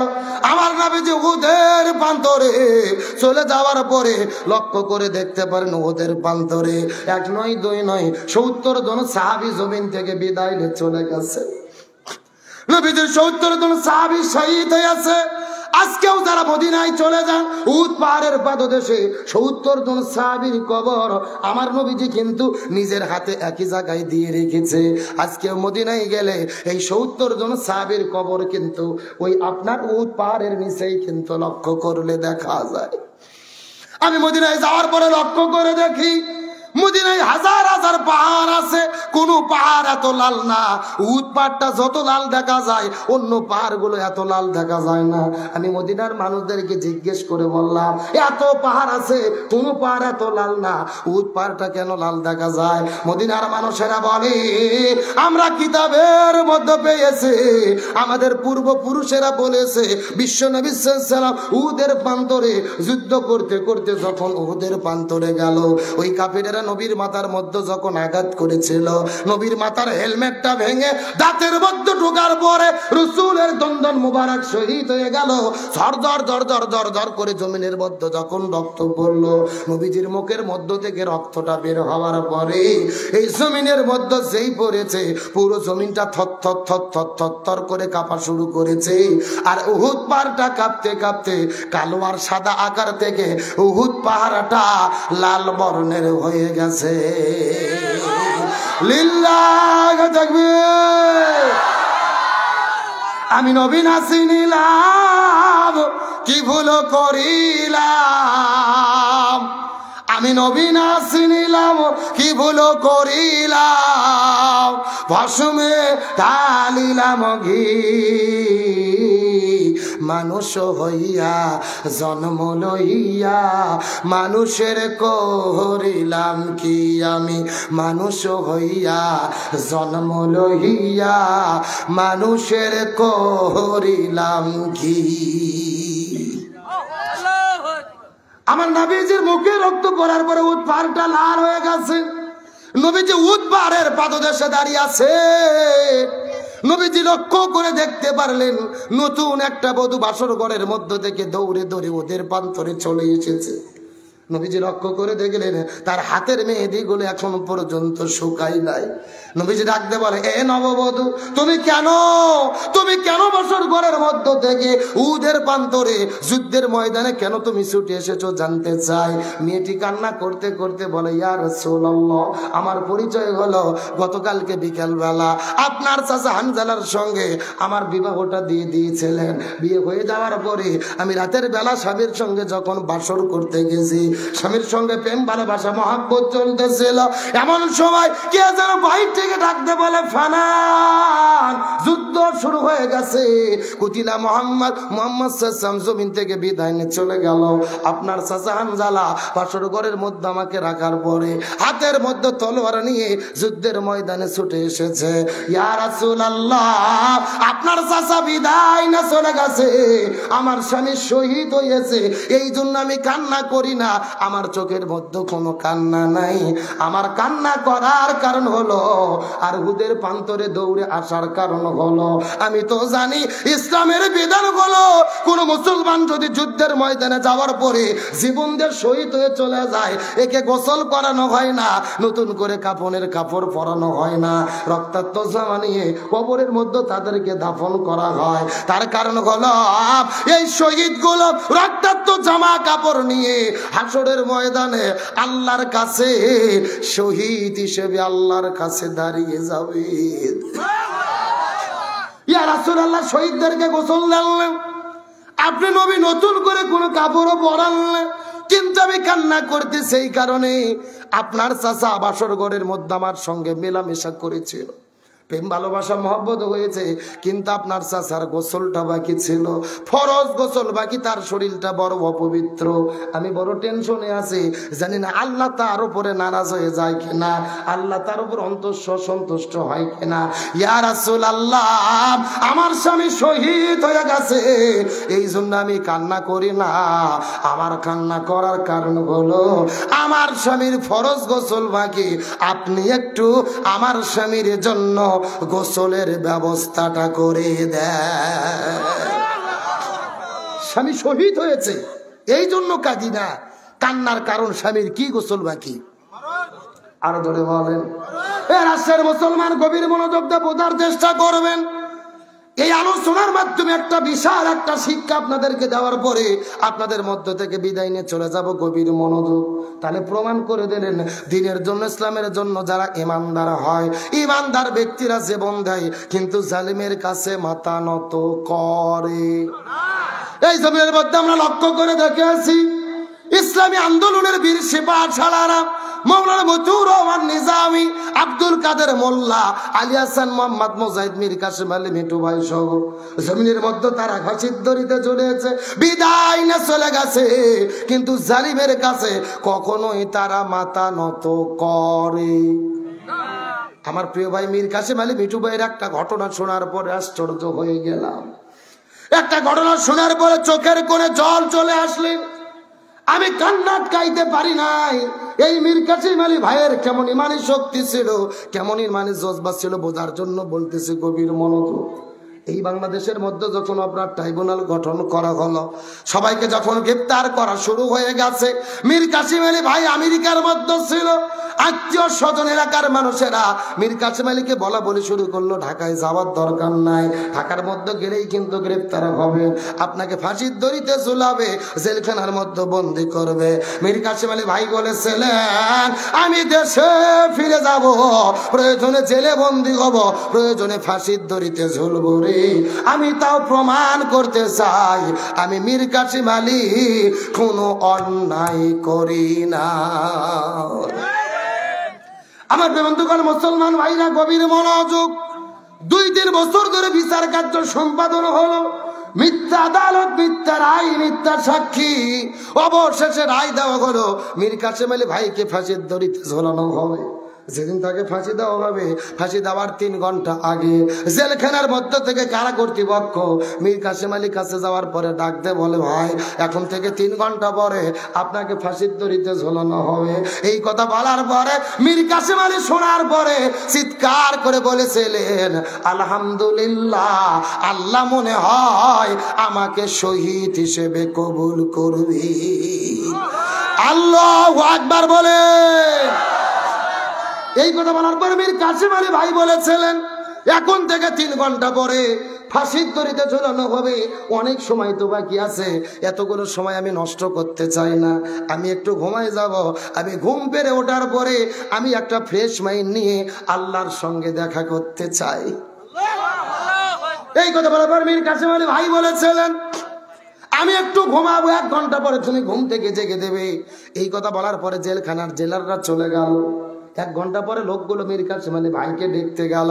যাওয়ার পরে লক্ষ্য করে দেখে 3 ঘন্টা পরে যাকে ফাঁসি দেওয়া হবে ওই ফাঁসির কাষ্ঠের আসামে নাক ডেকে ডেকে শব্দ করে করে তিনি ঘুম পাড়তেছে। একবার চিন্তা করে দেখেন, নিজের সঙ্গী আপনার আমার যদি ফাঁসির সময় নির্ধারিত হয়ে যেত, আমরা 3 ঘন্টা আগে কি ঘুমাতে পারতাম? ইমানের শক্তি কাকে বলে, ইমানের জজবা কাকে বলে? মীর কাসেম আলী ভাইকে ঘুম থেকে ডাক দেওয়া হলো। ঘুম থেকে ওঠার পরে ওযু করলেন, গোসল করলেন, পাঞ্জামা পায়জামি টুপি বললেন, রেডি হয়ে গেলেন, ফাঁসির দড়িতে চলে যাবে। 4 জন পুলিশ আসার পরে মীর কাসেম আলী ভাইয়ের 2টা হাত ধরে ফেললেন। হাত ধরে টেনে টেনে ফাঁসির কাষ্ঠের দিকে নিয়ে যাবে। মীর কাসেম আলী ভাই বলেছিল, না, তোমরা আমার হাত ধরতে পারবা না, আমি নিজে নিজে হেঁটে হেঁটে ফাঁসির কাষ্ঠে যেতে চাই। পুলিশেরা বলে, না, কখনোই সম্ভব নয়, আপনার কথা তো মানা যাবে না। সরকার আমাদেরকে চাকরি দিয়েছে, আমাদের দায়িত্ব আসামিদেরকে টেনে টেনে ফাঁসির কাষ্ঠের দিকে নিয়ে যাওয়া। মীর কাসেম আলী ভাই হঠাৎ করে একটা পকেটের মধ্য থেকে কাগজ বের করলেন। বের করে বললেন, কারা কর্তৃপক্ষ আমাকে বলেছিল আমার জীবনের শেষ চাওয়াটা পূর্ণ করা হবে। আমি কাগজের মধ্যে লিখে দিলাম, কারাগারের প্রধানের কাছে যেয়ে বলো আমার জীবনের শেষ ইচ্ছা হলো আমি নিজে নিজেই হেঁটে হেঁটে ফাঁসির কাষ্ঠে যেতে চাই। আমার বন্ধুগণ, মুসলমান ভাইরা গভীর মনোযোগ, তার দরখাস্ত কবুল হয়ে গেলেন। মীর কাসেম আলী ভাইকে ছেড়ে দেওয়া হলো। হেঁটে হেঁটে তিনি ফাঁসির কাষ্ঠের দিকে যাওয়া শুরু করলেন।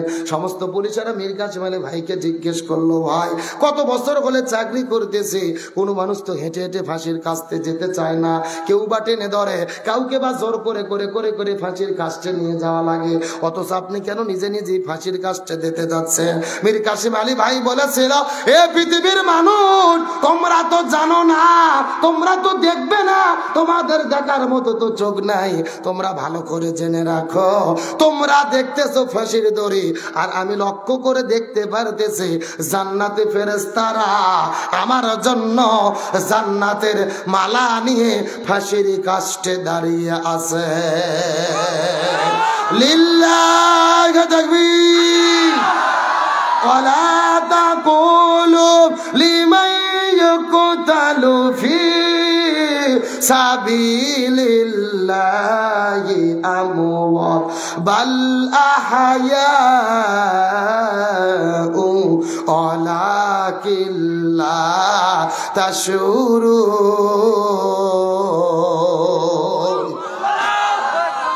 আল্লাহ বলেন, যারা দিনের জন্য জীবন দেয় এরা মৃত নয়, এরা মৃত নয়, এরা মৃত নয়, এরা হলো জীবিত। জান্নাতের মধ্যে তাদেরকে রিজিক দান করে কে? আল্লাহ। আরো জোরে বলেন, হে রাষ্ট্রের মুসলমান, গভীর মনোযোগ। আমার মনটা কেন যেন ডেকে ডেকে বলে, এই যে বড় বড় নেতৃবৃন্দ বাংলাদেশে জীবন দিয়েছে, আর তাদের স্যাক্রিফাইসের জন্য এই বাংলাদেশে নতুন করে একটা স্বাধীনতা আমরা পেয়েছি। নতুন একটা স্বাধীনতা পেয়ে আমরা খুশি না বেজার? আল্লাহ তোমার দরবারেতে হাজার শুকরিয়া, আল্লাহ তোমার দরবারেতে হাজার শুকরিয়া। হাসিনা পালাইছে দেশটা ছাড়িয়া, সকলের মুখে হাসি আসলো ফিরিয়া। এ যারা ঠিক বলবে না মনে করবেন স্বৈরাচারের লোক। যারা বলেন ঠিক, স্বৈরাচার পালাইছে দেশটা ছাড়িয়া, সকলের মুখে হাসি আসলো ফিরিয়া। কোথায় আওয়ামী লীগ, কোথায় কাদের কাকা, কোথায় গেল ওই জালেমের গরম গরম কথা? কোথায় ছাত্রলীগ, কোথায় কাউয়া কাকা, কোথায় গেল ওই জালেমের গরম গরম কথা? খেলা হবে, খেলা হবে, খেলা হবে। এ জোরে বলেন, কি বলেছিল? কে বলেছিল? এ জোরকন কি কাদের? কাউয়া কাদের? আবার ভাইরা হাসার জন্য বলি নাই, এই বাংলাদেশে মানুষের অন্তরে সবচাইতে বেশি কষ্ট দিয়েছে এই ওবায়দুল কাদের। সুতরাং আমরা বলতে চাই, সবাই যদি ক্ষমা পায় আর কোনো ক্ষমা। এ সব সময় বলতো খেলা হবে, কিন্তু আসল খেলা যখন শুরু হলো এদেরকে খুঁজে পাওয়া গেল। আজ থেকে 4 বছর আগে আমার দিকে তাকান, এইরকম একটা মুরব্বী চাচা সকাল 8টার দিকে নিয়ত করছে ফজর নামাজ পড়ার পরে, যেহেতু 8টার থেকে ভোট, আমি আর রোজু নষ্ট করব না, এই ফজরের রোজু আটকে থুয়ে 8টার দিকে যে ভোট দেব। এই চিন্তা করে চাচা 8টার দিকে ভোট দিতে গেছে। চাচা 8টার দিকে ভোট দিতে যাওয়ার পরে লক্ষ্য করে দেখে চাচা যাওয়ার আগে আর এক আল্লাহর ওলি এসে তাহাজ্জুদের নামাজ পড়ে দিয়ে গেছে। কথা কি বোঝা যায়? চাচা গেছে ফজরের রোজুতে ভোট দিতে, আর ওরা কাম সারছে তাহাজ্জুদের রোজু দিয়ে। তখন চাচা মন খারাপ করে চলে যাচ্ছে, ছেলেবেলা আবার ডাকতে বলতে, এই চাচা শোনেন, বাড়ির যে চাচিকে নিষেধ করবেন, চাচিও যেন না আসে, তার কারণ চাচির ভোটও দেওয়া হয়ে গেছে। জোরে কোন সুবহানাল্লাহ। কি হে জোরে কোন নাউজুবিল্লাহ। তখন চাচা মুচকি মুচকি হাসতেছে, ছেলেবেলে বলতেছে কে চাচা হাসেন কেন? চাচা বলতেছে কে বাবা, তোমার চাচি মরে গেছে 6 বছর আগে। জোরে বলেন কয় বছর আগে? বলছে 6 বছর আগে তোমার চাচি মারা গেছে। আজকে কখন ভোট দিতে এসেছিল, আমাকে ডাক দিল তো আমি একটু দেখা করতাম। এ বাঙালি কথা কি বোঝা যায়? আমার ভাইরা হাসার জন্য বলি নাই, গভীর মনোযোগ। এই বাংলাদেশে গত 16 বছরে সঠিক নির্বাচন যদি হইতো, সঠিক ভোট যদি হইতো, জামাত বিএনপির প্রার্থীরা যদি মাঠে থাকতে পারতো, ওরা এমপি মন্ত্রী হওয়া তো দূরের কথা, একটা মেম্বার পর্যন্ত তারা হতে পারত না। আর বিনা ভোটে এমপি মন্ত্রী হয়ে কাজ পায় না, কোরআনের মাহফিল বন্ধ করে। আলোচনা কি চলবে? চলবে। কারা কারা চলবে হাত উঠান তো দেখে। লিল্লাহে তাকবীর। আজকের মাহফিল চলছে চলবে, রাজশাহীর মাহফিল, কাদিপুরের মাহফিল কতক্ষণ চলবে? সারা রাত। কে রে, এটা কি হুজুর মারা ওয়াজ নাকি? আর সারা রাত নয়, আলোচনা যেহেতু শুরু করেছি, আর মিনিট 20 টাইম কি দেওয়া যাবে? কিন্তু কোন ওটাউটি করা যাবে? এই যারা দাঁড়িয়ে আছেন বসন্ত দেখি, এই ছেলেবেলা দেখি সামনে এসে বসো। আলোচনা চলছে, তাহলে আপনাদেরকে আটকিয়ে রেখেছি, কি গোসল বাকি আছে? আরো জোরে বলেন। ওই ঘটনার মধ্যে বিশাল একটা শিক্ষা আছে, আমি বলবো। তবে আমাকে সভাপতি সাহেব বলেছে, হুজুর মহিলাদের জন্য 2-1 মিনিট কিছু বলেন। বলার দরকার আছে না নাই? আরো জোরে বলেন। আমার বন্ধুগণ, মুসলমান ভাইরা, গভীর মনোযোগ। আমার নবীজি গভীর রজনীর ভেতরে আস্তে করে বিবি খাদিজার ঘরের মধ্যে প্রবেশ করলো। ওই বিবি খাদিজার ঘরের মধ্যে প্রবেশ করার পরে যায় দেখে বিবি খাদিজা ঘুম পাড়তেছে। এমন সময় আমার নবীজি ওই বিবি খাদিজার কপাল বরাবর চুম্বন করেছে। কোথায় চুম্বন করছে? এখন বলেন তো দেখি, স্বামী স্ত্রীর কপালে চুম্বন করা কি শুধু কি জায়েজ না সুন্নাত? জোরে বলেন কি? কিন্তু সুন্নাতটা পালন করবেন কখনো? বিয়ের আগে না বিয়ের পরে? আর কথা কয় না। কিন্তু বাংলাদেশে 14 ফেব্রুয়ারি যখন চলে আসে, স্কুল কলেজ ভার্সিটির ভেতরে, রমনার বটমূলে, পার্কে পার্কে, লেকে লেকে, কলেজের ভেতরে কত যুবক যুবতী কপত কপতি কুকুরের মতো জোড়া লাগে। এ যুবকেরা কথা বলো। ওই ভালোবাসার নাম দিয়ে, ভালোবাসা দিবসের নাম দিয়ে যেই যুবক যুবতী গুলো ভালোবাসা দিবসের নাম দিয়ে প্রেম ভালোবাসা করে, চুমোচুমি করে, চিৎকার করে বলেন তো এরা বিয়ার আগে করে না বিয়ার পরে? কিন্তু বিয়ের আগে প্রেম ভালোবাসা জায়েজ। শোনেন, নির্দিষ্ট দিনে ভালোবাসা ইসলামে জায়েজ। নির্দিষ্ট দিনে যারা ভালোবাসে, বাংলাদেশে সেই জন্তুর নাম হলো কুকুর। কেরে কুত্ত ছেড়েন না কুত্তা। এই কুত্তগুলো কিন্তু সবসময় ভালোবাসে না। দেখবেন কার্তিক মাস যখন আসে, ওতে ঘাটে পাড়া জঙ্গলে রাস্তায় খালি জোড়া জোড়া প্রেম করে, জোড়া জোড়া। আজ থেকে 4 বছর আগে কুমিল্লা থেকে তাবলিগের কিছু লোক আমাদের এলাকাতে এসেছে, লক্ষ্য করে দেখতেছে রাস্তার উপরে 2টা কুকুর ভাই এমন কায়দায় প্রেম করা শুরু করছে।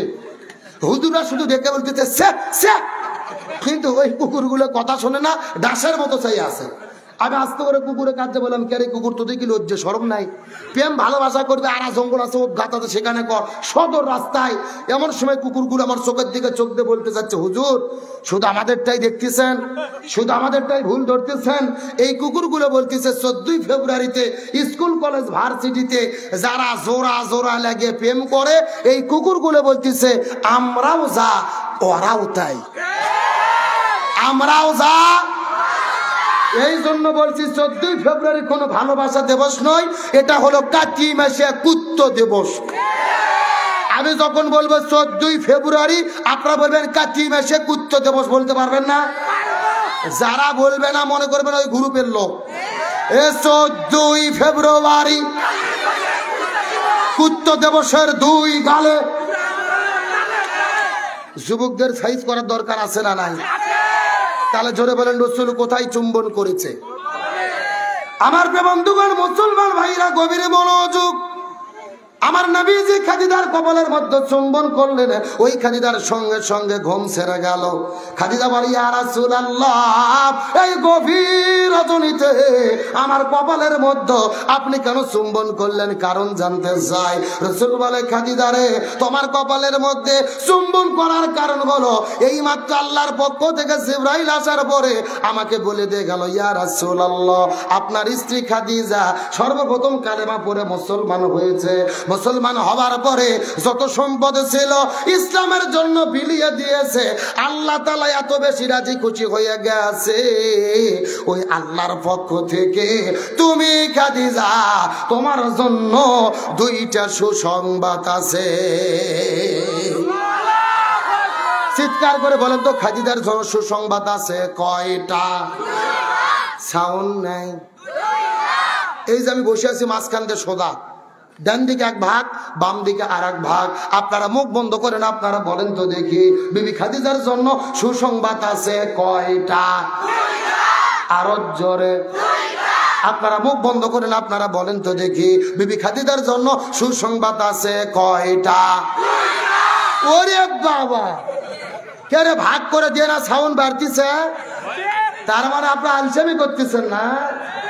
আমার বন্ধুগণ, মুসলমান ভাইরা গভীর মনোযোগ। জানি না আর জীবনে আপনাদের মধ্যে আসতে পারবো কি পারবো না, কিছু গুরুত্বপূর্ণ কথা আপনাদের মধ্যে বলে বিদায় নিয়ে চলে যাব।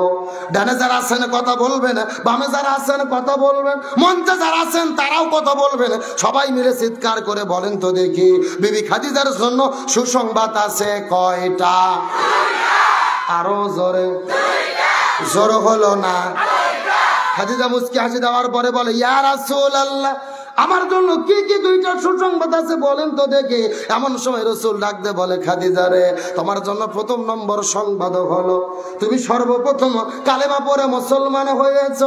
তোমার যত সম্পদ ছিল ইসলাম আর মুসলমানদের জন্য ব্যয় করে দিয়েছো। আল্লাহ তোমার উপরে এত বেশি রাজি খুশি হয়ে গেছে, স্বয়ং আমার আল্লাহ আরশে আজিম থেকে তুমি খাদিজা, তোমাকে সালাম জানাইয়া দিছি। এই পৃথিবীতে একজন মহিলাকে আল্লাহ তাআলা সরাসরি সালাম দিয়েছে, তার নাম কি? এই কথা শোনার পরে খাদিজার মনটা বড় খারাপ হয়ে গেল। খাদিজা কান্না করা শুরু করলেন। রাসূল বলে, খাদিজা রে, আল্লাহ তাআলা তোমাকে সালাম দিল, অথচ তুমি কেন কান্না করো? কারণ জানতে চায়। খাদিজা ডাক দিয়ে বলে, ইয়া রাসূলুল্লাহ, আমার কান্না করার কারণ হলো আল্লাহ তাআলা আমাকে সরাসরি সালাম দিয়েছে। এই সালামের জবাবটা কেমনে দেওয়া লাগবে জানা নাই। আমি তো মূর্খ সূর্খ মানুষ, মনের মধ্যে বড় ভয় হয় আল্লাহর সালামের জবাব দিতে গিয়ে জানি কোনো বেয়াদবি করে ফেলে কিনা। এই দুনিয়ায় আগে তো আল্লাহ কাউকে সরাসরি সালাম দেয়নি, আমাকে সালাম দিয়ে দিল, কেমনে জবাব দেওয়া লাগবে জানা নাই। ইয়া রাসূলুল্লাহ, আমার পক্ষ থেকে আপনি সালামের জবাবটা দিয়ে দেন। আমি সালামের জবাব দিতে পারবো না। ইয়া রাসূলুল্লাহ, আমার পক্ষ থেকে আপনি সালামের জবাব দিয়ে দেন। সুবহানাল্লাহ বলেন। তাহলে খাদিজাকে জান্নাতি বলছে কে? বাংলাদেশেও 2-4 জন জান্নাতি লোক আছে না নাই? আর কথা কয় না। এই বাংলাদেশের একটা হুজুর স্বৈরাচার হাসিনাকে বসে দিয়ে ফতুয়া দিয়েছিল, মাননীয় প্রধানমন্ত্রী আপনি জান্নাতি মানুষ। এ কথা কর না কেন? এরকম বাটপারদের দেখছেন না? আমার মনে বলে স্বৈরাচার হাসিনা এত খারাপ হতো না এইরকম তেল বাজনা যদি তাকে পামার তেল না মারতো। যেরকম আজকে সেই জান্নাতির আবিয়া বস্ত্রী আমাদেরকে রেখে সব নেতা কর্মী রেখে চলে গেল দিল্লিতে। আরো জোরে বলেন, বুবু গো তুমি কি করিলা, পেছনের ওই দরজা দিয়া কেমনে পালাইলা বুবু গো। যেরকম ঠিক, বুবু গো তুমি কি করিলা, পেছনের ওই দরজা দিয়া কেমনে পালাইলা বুবু গো। পিলখানায় ওই মরল সেনা তোমার আগমনে, হুকুম দাতা তুমি ছিলে সকলে তা জানে। আরো জোরে বলেন, পিলখানায় ওই মরল সেনা তোমার আগমনে, হুকুম দাতা ছিলে তুমি সকলে তা জানে। বুবু গো তোমার অভিনয়টা বেশ, উন্নয়ন দেখাইয়া জাতির সবই করলে শেষ বুবু গো।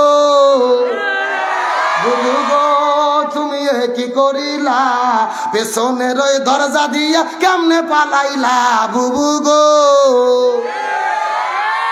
সাগর রনি মরলো জানি তোমার ইশারাতে, আজও তো হলো না বিচার কারবাস হলো নাতে। সাগর রনি মরলো জানি তোমার ইশারাতে, আজও তো হলো না বিচার কারবাস হলো নাতে। বুবু গো তুমি পাকা কিলারি, ইবলিস হার মানাই খাই ডাল খিচুড়ি বুবু গো। মতিঝিলে শত আলেম করলে তুমি খুন, পুলিশ দিয়ে ভয় দেখাতে এটাই তোমার গুণ। মতিঝিলে শত আলেম করলে তুমি খুন, পুলিশ দিয়ে ভয় দেখাতে এটাই তোমার গুণ। বুবু গো তোমার লিগ বাহিনী কই, বাঘের গর্জন ছেড়ে ছাগল নেই কোনো হইচই বুবু গো। ফেরাউনে হার মানে বুবুকে দেখিয়া, আয়না ঘরে মানুষ ধরে রাখতো তুপ করিয়া। যেরকম ঠিক কিনা? ফেরাউনে হার মানে বুবুকে দেখিয়া, আয়না ঘরে মানুষ ধরে রাখতো তুপ করিয়া। বুবু গো তুমি সর্বনাশের মূল, একদলীয় শাসন কায়েম বিরোধী নির্মূল বুবু গো। কথা ঠিক কিনা? কোটি টাকা পাচার করে করলে বেগম পাড়া, কথা কন। কোটি টাকা পাচার কইরা করলা বেগম পাড়া, তাসের ঘর সব ভেঙে গেল ওই লাজে দেশ সারা। বুবু গো তোমায় পেচ্ছ অভিশাপ, ছাড় দেন আল্লাহ ছেড়ে দেন না করলে মহাপাপ বুবু গো। কথা ঠিক কিনা? আল্লাহ ছাড় দেয় কিন্তু ছেড়ে, আল্লাহ মহাপাপ করলে ছেড়ে। নমরুদ বিদায়ের একদিন আগেও জানতো না মশার কামড় খাইয়ে বিদায় নিয়ে চলে যেতে হবে। ফিরাউন বিদায় নেওয়ার একদিন আগেও জানতো না পানিতে পড়ে মরতে হবে। আর আবু জেহেল বিদায়ের একদিন আগেও জানতো না ছোট মাছ এবং মাছ বাচ্চাদের আঘাত খেয়ে বিদায় নিতে হবে। আর বাংলাদেশের স্বৈরাচার হাসিনাও জানতো না ছোট বাচ্চাদের ধাওয়া খাইয়ে ক্ষমতার চেয়ার ছাড়তে হবে। আল্লাহর কোরআন বলেছে তুই জুবান্তাসা অত জিল্লু, আমি আল্লাহ যাকে খুশি সম্মানিত করি, যাকে খুশি। রাষ্ট্রের মুসলমান গভীর মনোযোগ ভালো করে বুঝবেন। ওই স্বৈরাচার পালিয়ে গেছে, ষড়যন্ত্র বন্ধ হয়নি। বর্তমানে ডক্টর ইউনূসের নেতৃত্বে যে সরকার চলতেছে, এই সরকারের ভেতরে নতুন করে যাদেরকে উপদেষ্টা বানানো হচ্ছে এরা অধিকাংশই ওই স্বৈরাচার আওয়ামী লীগের দালাল। তার মধ্যে অন্যতম হলো একজন অভিনেতা মুস্তফা সারোয়ার ফারুকী, যিনি শাহবাগের গণজাগরণ মঞ্চের একজন কর্মী। আহমদ শাহ শফি হুজুরকে বলেছিল তেতুল হুজুর, হেফাজতের লোকজন যখন চলে গেল হুজুরদেরকে মারা হলো, ফেসবুকে পোস্ট করেছিল, জঞ্জাল সাফ হয়ে গেল। ওই স্বৈরাচার হাসিনা আওয়ামী লীগের এমপি মন্ত্রীর সঙ্গে একাধিক ছবি তুলে যে ফেসবুকে ছেড়েছে, যে যার বউ অভিনেত্রী তিশা বউকে দিয়ে ব্যবসা করে। এ কথা কর না কা?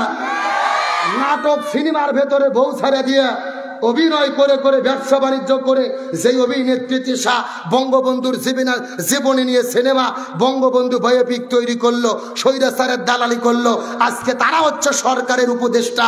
এটা আমার মনে বলে এটাই স্বাধীনতার সঙ্গে গাদ্দারি করা, এটা শহীদদের সঙ্গে গাদ্দারি করা। কোন স্বৈরাচারের দালালকে এই সরকারে আমরা দেখতে চাই। আমরা বলি যদি বর্তমান সরকারকে দিতে হয়, প্রিয় স্যার আসিফ মাহতাবকে সরকারি উপদেষ্টা বানানো দরকার। যে আসিফ মাহতাব স্যার সরাসরি নিজে আন্দোলনে যুক্ত হয়েছে, এমনকি পুলিশ তাকে গ্রেফতার করে জেলে রেখেছিল। ওই যে সাংবাদিক ইলিয়াস, পিনাকি দাদা, কনক সারোয়ার, যেই মানুষগুলো আন্দোলনের পক্ষে ছিল, এদেরকে উপদেষ্টা বানানো দরকার।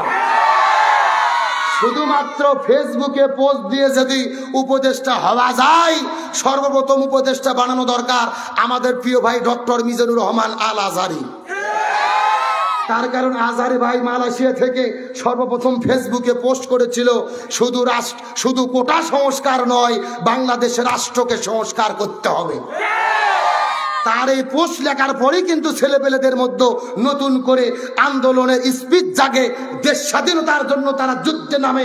তার মানে বোঝা যায় আজহারি ভাইকে যদি উপদেষ্টা নিয়োগ দেওয়া হয়, 16 কোটি মানুষ এই সরকারকে সমর্থন করবে। আর এই সমস্ত মানুষকে না দিয়ে আওয়ামী লীগের 5-8 দালাল, স্বৈরাচারের 5-8 দালালকে যদি উপদেষ্টায় দেওয়া হয়, ডক্টর ইউনূসকে বলতে চাই, এই দেশের ছাত্র জনতা এখনো ঘুমায়নি, জেগে আছে। আপনার বিরুদ্ধেও তারা ফুঁসে উঠতে প্রস্তুত। আমাদের সোজা কথা, স্বৈরাচারের কোনো লোককে আমরা দেখতে চাই। তাহলে বলতেছিলাম খাদিজার জন্য কয়টা সুসংবাদ? 1 নম্বর সুসংবাদ, খাদিজাকে সালাম দিয়েছেন কে? আমার বন্ধুগণ, মুসলমান ভাইরা, গভীর মনোযোগ, নির্দিষ্ট আলোচনার দিকে আমাদের ফিরে আসতে হবে। ভালো করে সুন্দর করে বোঝার চেষ্টা করবেন। আমার নবী যে ওই খাদিজার পক্ষ থেকে সালামের জবাব দিয়ে দিল, খাদিজা রাসূলকে ডাক দে বলে, ইয়া রাসূলুল্লাহ, আমার জন্য 2 নম্বর কি সুসংবাদ বলেন তো দেখি। খাদিজা বলে, রাসূল বলে, খাদিজা রে, তোমার জন্য 2 নম্বর সুসংবাদ হলো আল্লাহ তাআলা তোমাকে সালাম জানাইয়া দিয়েছে। শুধু সালাম জানাই নাই, আল্লাহ বলে দিয়েছে তুমি খাদিজা হবে জান্নাতের মেহমান। এই কথা বলার পরে খাদিজা মুস্কি মুস্কি হাসা শুরু করলেন। রাসূল বলে, খাদিজা রে, তুমি কেন মুস্কি মুস্কি হাসতেছো? খাদিজা বলে, ইয়া রাসূলুল্লাহ, আমার হাসার কারণ হলো আল্লাহ তাআলা আমাকে জান্নাতি বলে ঘোষণা করেছে। এই দুনিয়ার ভেতরে জান্নাতের সার্টিফিকেট পাওয়ার চাইতে আর তো কোনো পুরস্কার হতে পারে না। রাসূল বলে, খাদিজা, এইবার তুমি বলো তো, ওই জান্নাতের মধ্যে যাওয়া কথাটা সত্য, কিন্তু ওই জান্নাতের ভেতরে জান্নাতি নারীদের কে সর্দারনি হবে? ওই জান্নাতের মধ্যে কে সর্দারনি হবে? খাদিজা বলে, ইয়া রাসূলুল্লাহ, আল্লাহ যেহেতু আমাকে জান্নাতের সার্টিফিকেট দিয়েছে, আমি জান্নাতি নারীদের সর্দারনি হব। রাসূল বলে, না ওরে খাদিজা, না, তুমি ভুল ভেবেছো, তুমি জান্নাতি নারীদের সর্দারনি হবে না। জান্নাতি নারীদের সর্দারনি হবে তোমার পেটের মধ্য থেকে যে জন্মগ্রহণ করেছে, যার নাম হলো খাতুনে জান্নাত ফাতেমা। জান্নাতি নারীদের সর্দারনি হবে, তার নাম কি? আরো জোরে। এই কথা শোনার পরে কিন্তু মনটা খারাপ হয়ে গেল খাদিজার। রাসূল বলে, খাদিজা, তুমি কেন মনটা খারাপ করলে? খাদিজা বলে, ইয়া রাসূলুল্লাহ, মন খারাপ করার কারণ হলো আমি হলাম মা আর ফাতেমা হলো মেয়ে। খাদিজা হলো মা আর ফাতেমা কে? আমি মা হয়ে শুধু জান্নাতে যাব, আর আমার মেয়ে ফাতেমা ওই জান্নাতের ভেতরে জান্নাতি নারীদের সর্দারনি হবে। এর কারণ কি? মা হয়ে আমি শুধু জান্নাতি হব, আর আমার মেয়ে হবে জান্নাতি নারীদের সর্দারনি। তার কারণ হলো মহিলাদের মধ্যে হিংসা আছে না নাই? বেটার বউ চাই না শাশুড়ি আমার ওপরে থাকুক, আবার শাশুড়িও চাই না বেটার বউ আমার ওপরে উঠুক। তার কারণ হলো মহিলাদের মধ্যে হিংসা আছে না নাই? খাদিজা বলে ইয়া রাসূলুল্লাহ, আমি শুধু জান্নাতি, আমার পেটের মেয়ে ফাতেমা জান্নাতি নারীদের সর্দারনি হবে, কারণ কি? রাসূল বলে খাদিজা রে, তোমার পেটের মেয়ে ফাতেমা জান্নাতি নারীদের সর্দারনি হবে এমনিতেই হবে না, এর পেছনে কারণ হলো দুইটা। জোরে বলেন কয়টা? কোন দুইটা কারণে ফাতেমা জান্নাতি নারীদের সর্দারনি হবে আমাদের জানার দরকার আছে না নাই? আপনাদের দরকার না থাকলেও মহিলাদের দরকার আছে, আমি অবশ্যই বলবো।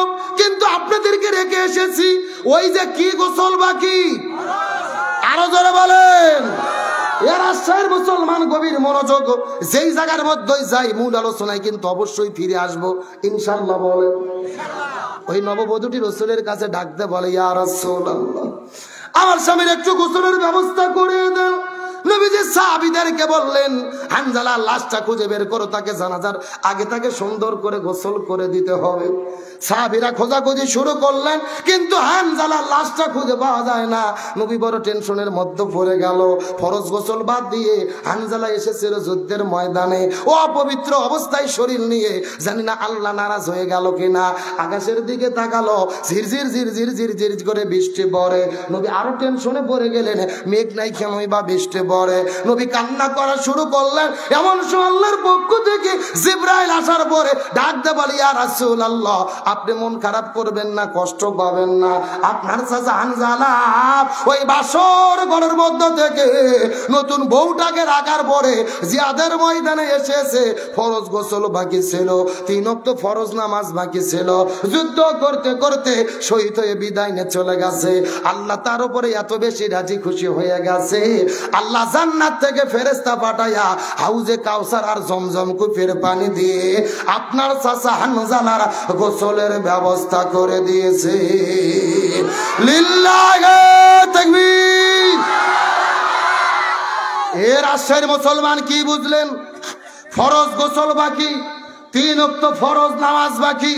আল্লাহ এত বেশি পছন্দ করেছে, আসমান থেকে ফেরেশতা পাঠায়া হাউজে কাউসারের পানি দিয়ে গোসলের ব্যবস্থা করেছে।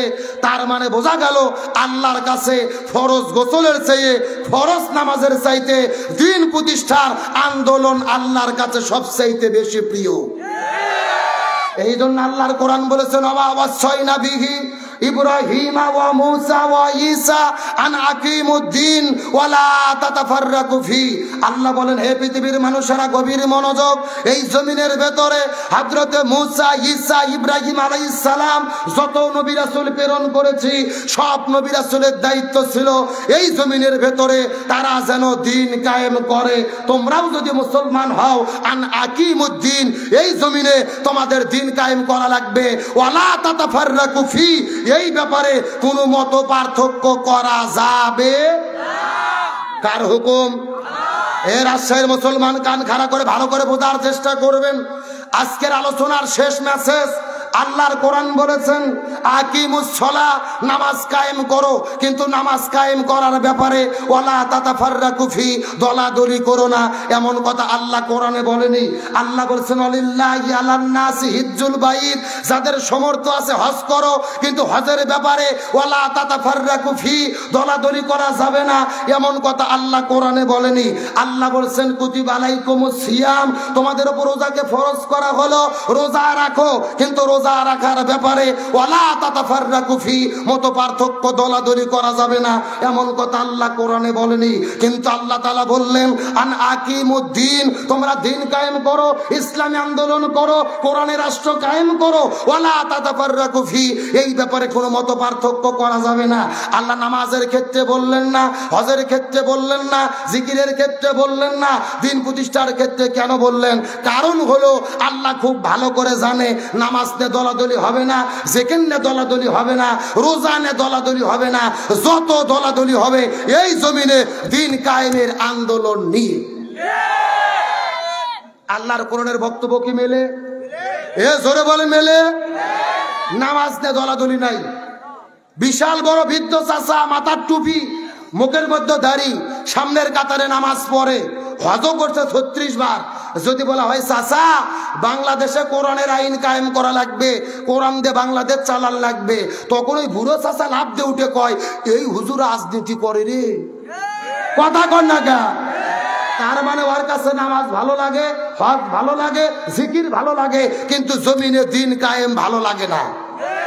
কান খাড়া করে শোনেন, যাদের কাছে নামাজ ভালো লাগে, হজ ভালো লাগে, জিকির ভালো লাগে, জমিনে আল্লাহর কোরআনের শাসন ভালো লাগে না, এরাই হলো টাটকা মুনাফিকের বাচ্চা। তার কারণ মুনাফিকের সর্দার আব্দুল্লাহ ইবনে উবাই দেখেন রাসূলের পিছে নামাজ পড়তো, মাথার টুপি, মুখের মধ্যে দাড়ি। কেন মুনাফিকের সর্দার হলো? 1 নম্বর কারণ নবীর নেতৃত্ব মানত না, আর 2 নম্বর কারণ জমিনে দিন কায়েমের বিরোধিতা করত। তাহলে আব্দুল্লাহ ইবনে উবাই যদি দিন কায়েমের বিরোধিতা করে মুনাফিক হয়, আর বাংলাদেশের তুমি 36 বার হজ করছো, মাথার টুপি, মুখের দাড়ি, বাংলাদেশে কোরআনের শাসন কায়েম হোক চাও না, বরং যেই দল কোরআন শাসন কায়েমের চেষ্টা করে এদের বিরোধিতা করো, আর জান্নাতত যাবা অতই সোজা। যে জান্নাত মামুর বাড়ি খিচুড়ি 2 প্লেট বেশি করে খাইলেন, পরিষ্কার কথা। নামাজ যেমন ফরজ, হজ যেমন ফরজ, জিকির যেমন ফরজ, একই রকম ভাবে এই জমিনে কোরআনের শাসন কায়েমের আন্দোলন করাও ফরজ। এখন মানবেন কি মানবেন না ওটা আপনাদের ব্যাপার। সুতরাং আজকের আলোচনার শেষ কথা বলতে চাই, এই বাংলার জমিনে যদি শান্তি চাই কোরআনের শাসন লাগবে। স্বাধীনতার 54 বছর পার হয়ে গেছে, নাঙ্গল দিয়ে হাল চাষ করেছি, ধান চাষ করেছি, ধানের জমির ভেতরে ওই ধান নৌকোতে বাড়ির মধ্যে নিয়ে এসেছি একটা বার ইনসাফ কায়েমের জন্য। দাড়ি পাল্লার ভিত্তিতে ন্যায় ইনসাফ কায়েম করতে চাই। আগামীর বাংলাদেশে সমস্ত আলেম ওলামা ঐক্যবদ্ধভাবে এই জমিনে দিন কায়েমের জন্য একতাবদ্ধ হয়ে ঘোষণা করতে চাই, সব দল দেখা শেষ, আগামীতে আলেমদের নেতৃত্বে কোরআনের বাংলাদেশ। এই বাংলার জমিনে দিন প্রতিষ্ঠার আন্দোলন করে কোরআন দিয়ে বাংলাদেশ চলুক। কারা কারা চান দুটি হাত আল্লাহকে ধরে দেখান। দেন একজন তাকবীর দেন দেখি।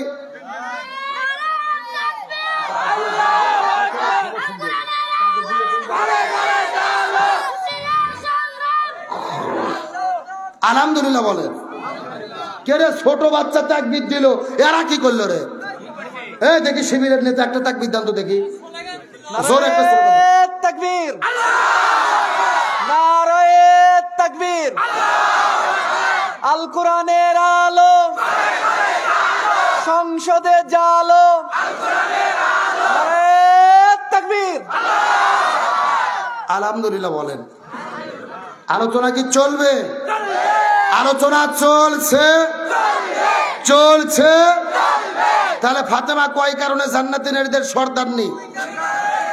জানার দরকার আছে না নাই? আলোচনা কি চলবে? কারা কারা চলবে না হাত তোলেন। মাশাআল্লাহ সবাই চলবে। কারা কারা চলবে সবাই হাত তোলেন তো দেখি। লিল্লাহি তাকবীর। হাত নামান, আগের মতো সাউন্ড নাই।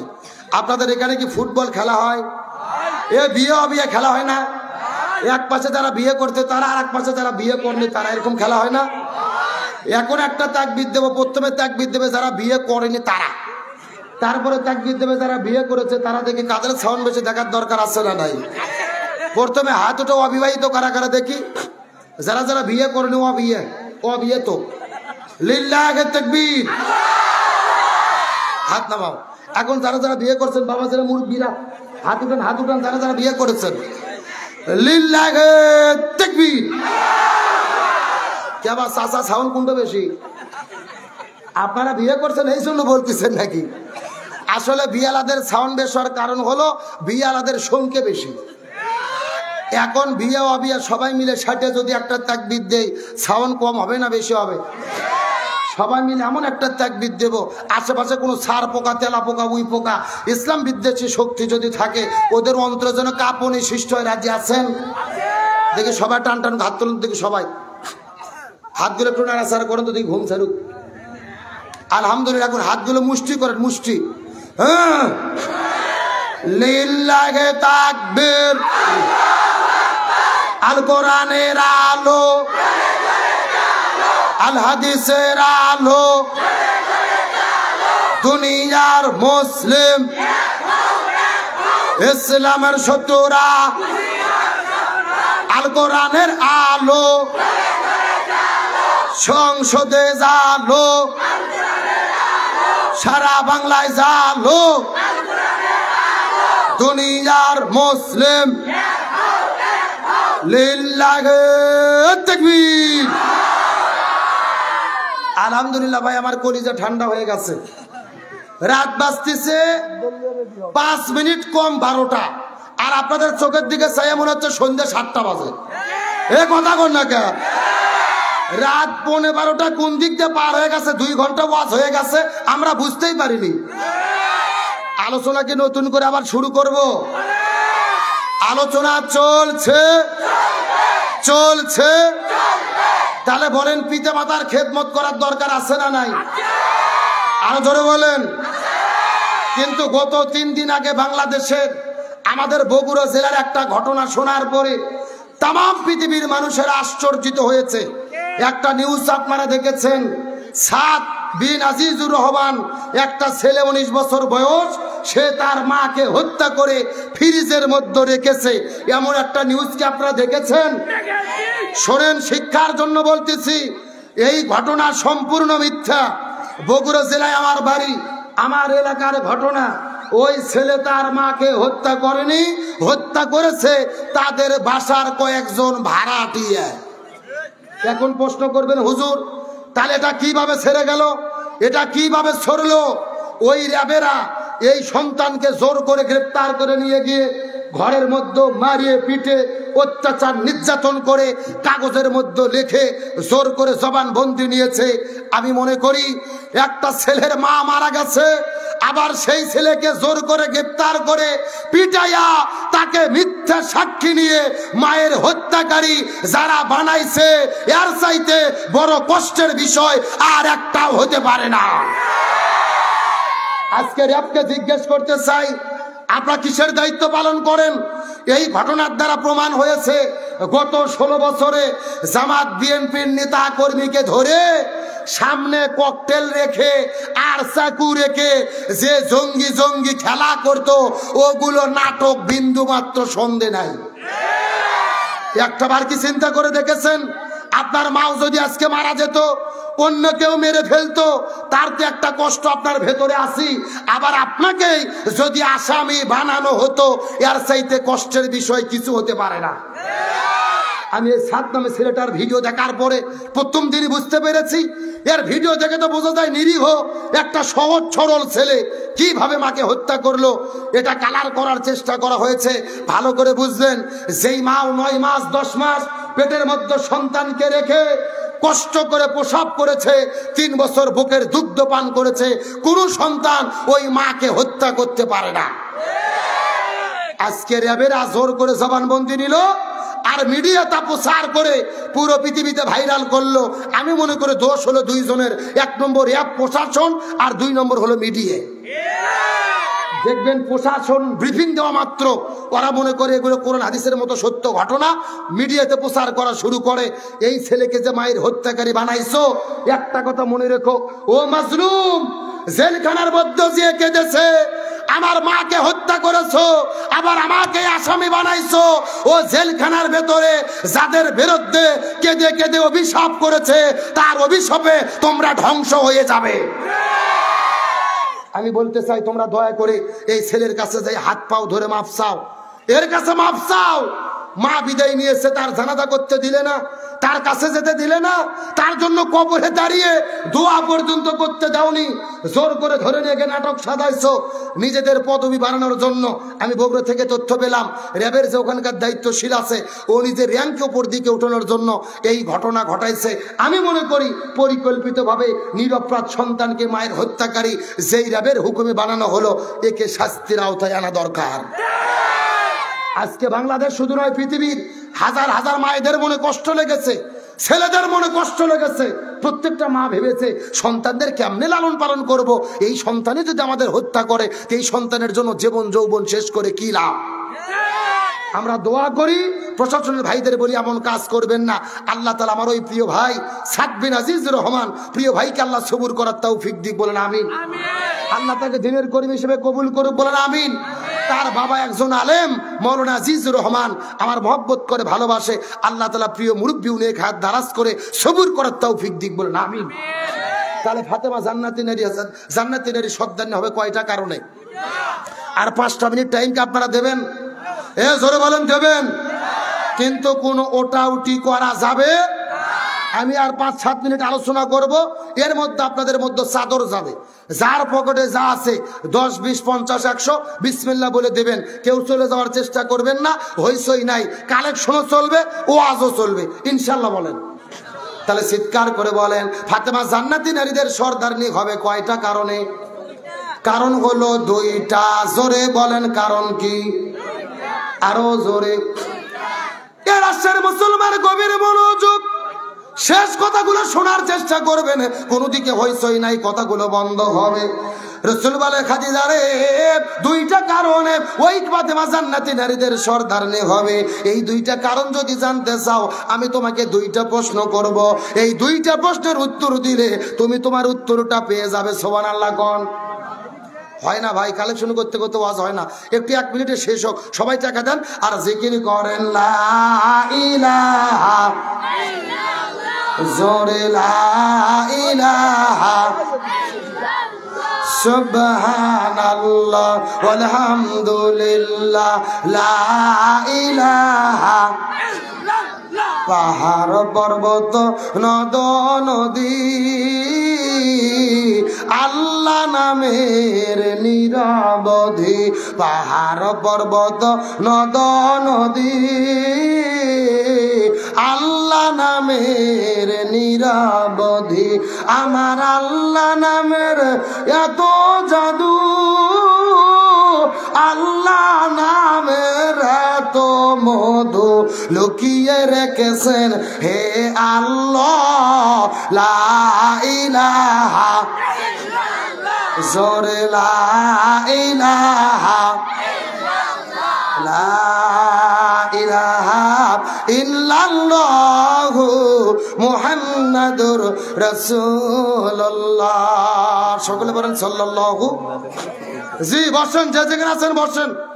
মহিলা প্যান্ডেলে যেই মা বোনদের দায়িত্ব দেওয়া হয়েছে আপনারা একটু কালেকশনটা করে নেন। আমার মা বোন উঠুন। মা বোনদের বলবো স্বামীর পকেট মেরে যেই টাকাগুলো নিয়ে যাচ্ছেন দয়া করে বাড়িতে ফেরত নিয়ে যাবেন না, গোরস্থানে দিয়ে দেন, আল্লাহ কবুল করবে ইনশাল্লাহ। বলেন আসেন, বেশি রাত করবো না, যেহেতু 2 দিন মাহফিল, কাল আবার মাহফিল হবে। 2 মিনিটে মূল কথা বলে দেই। তাহলে ফাতেমা জান্নাতি নারীদের সর্দারনি হবে কারণ কয়টা? আরো ধরে বলেন। আমার প্রিয় বন্ধুগণ মুসলমান ভাইরা গভীর মনোযোগ।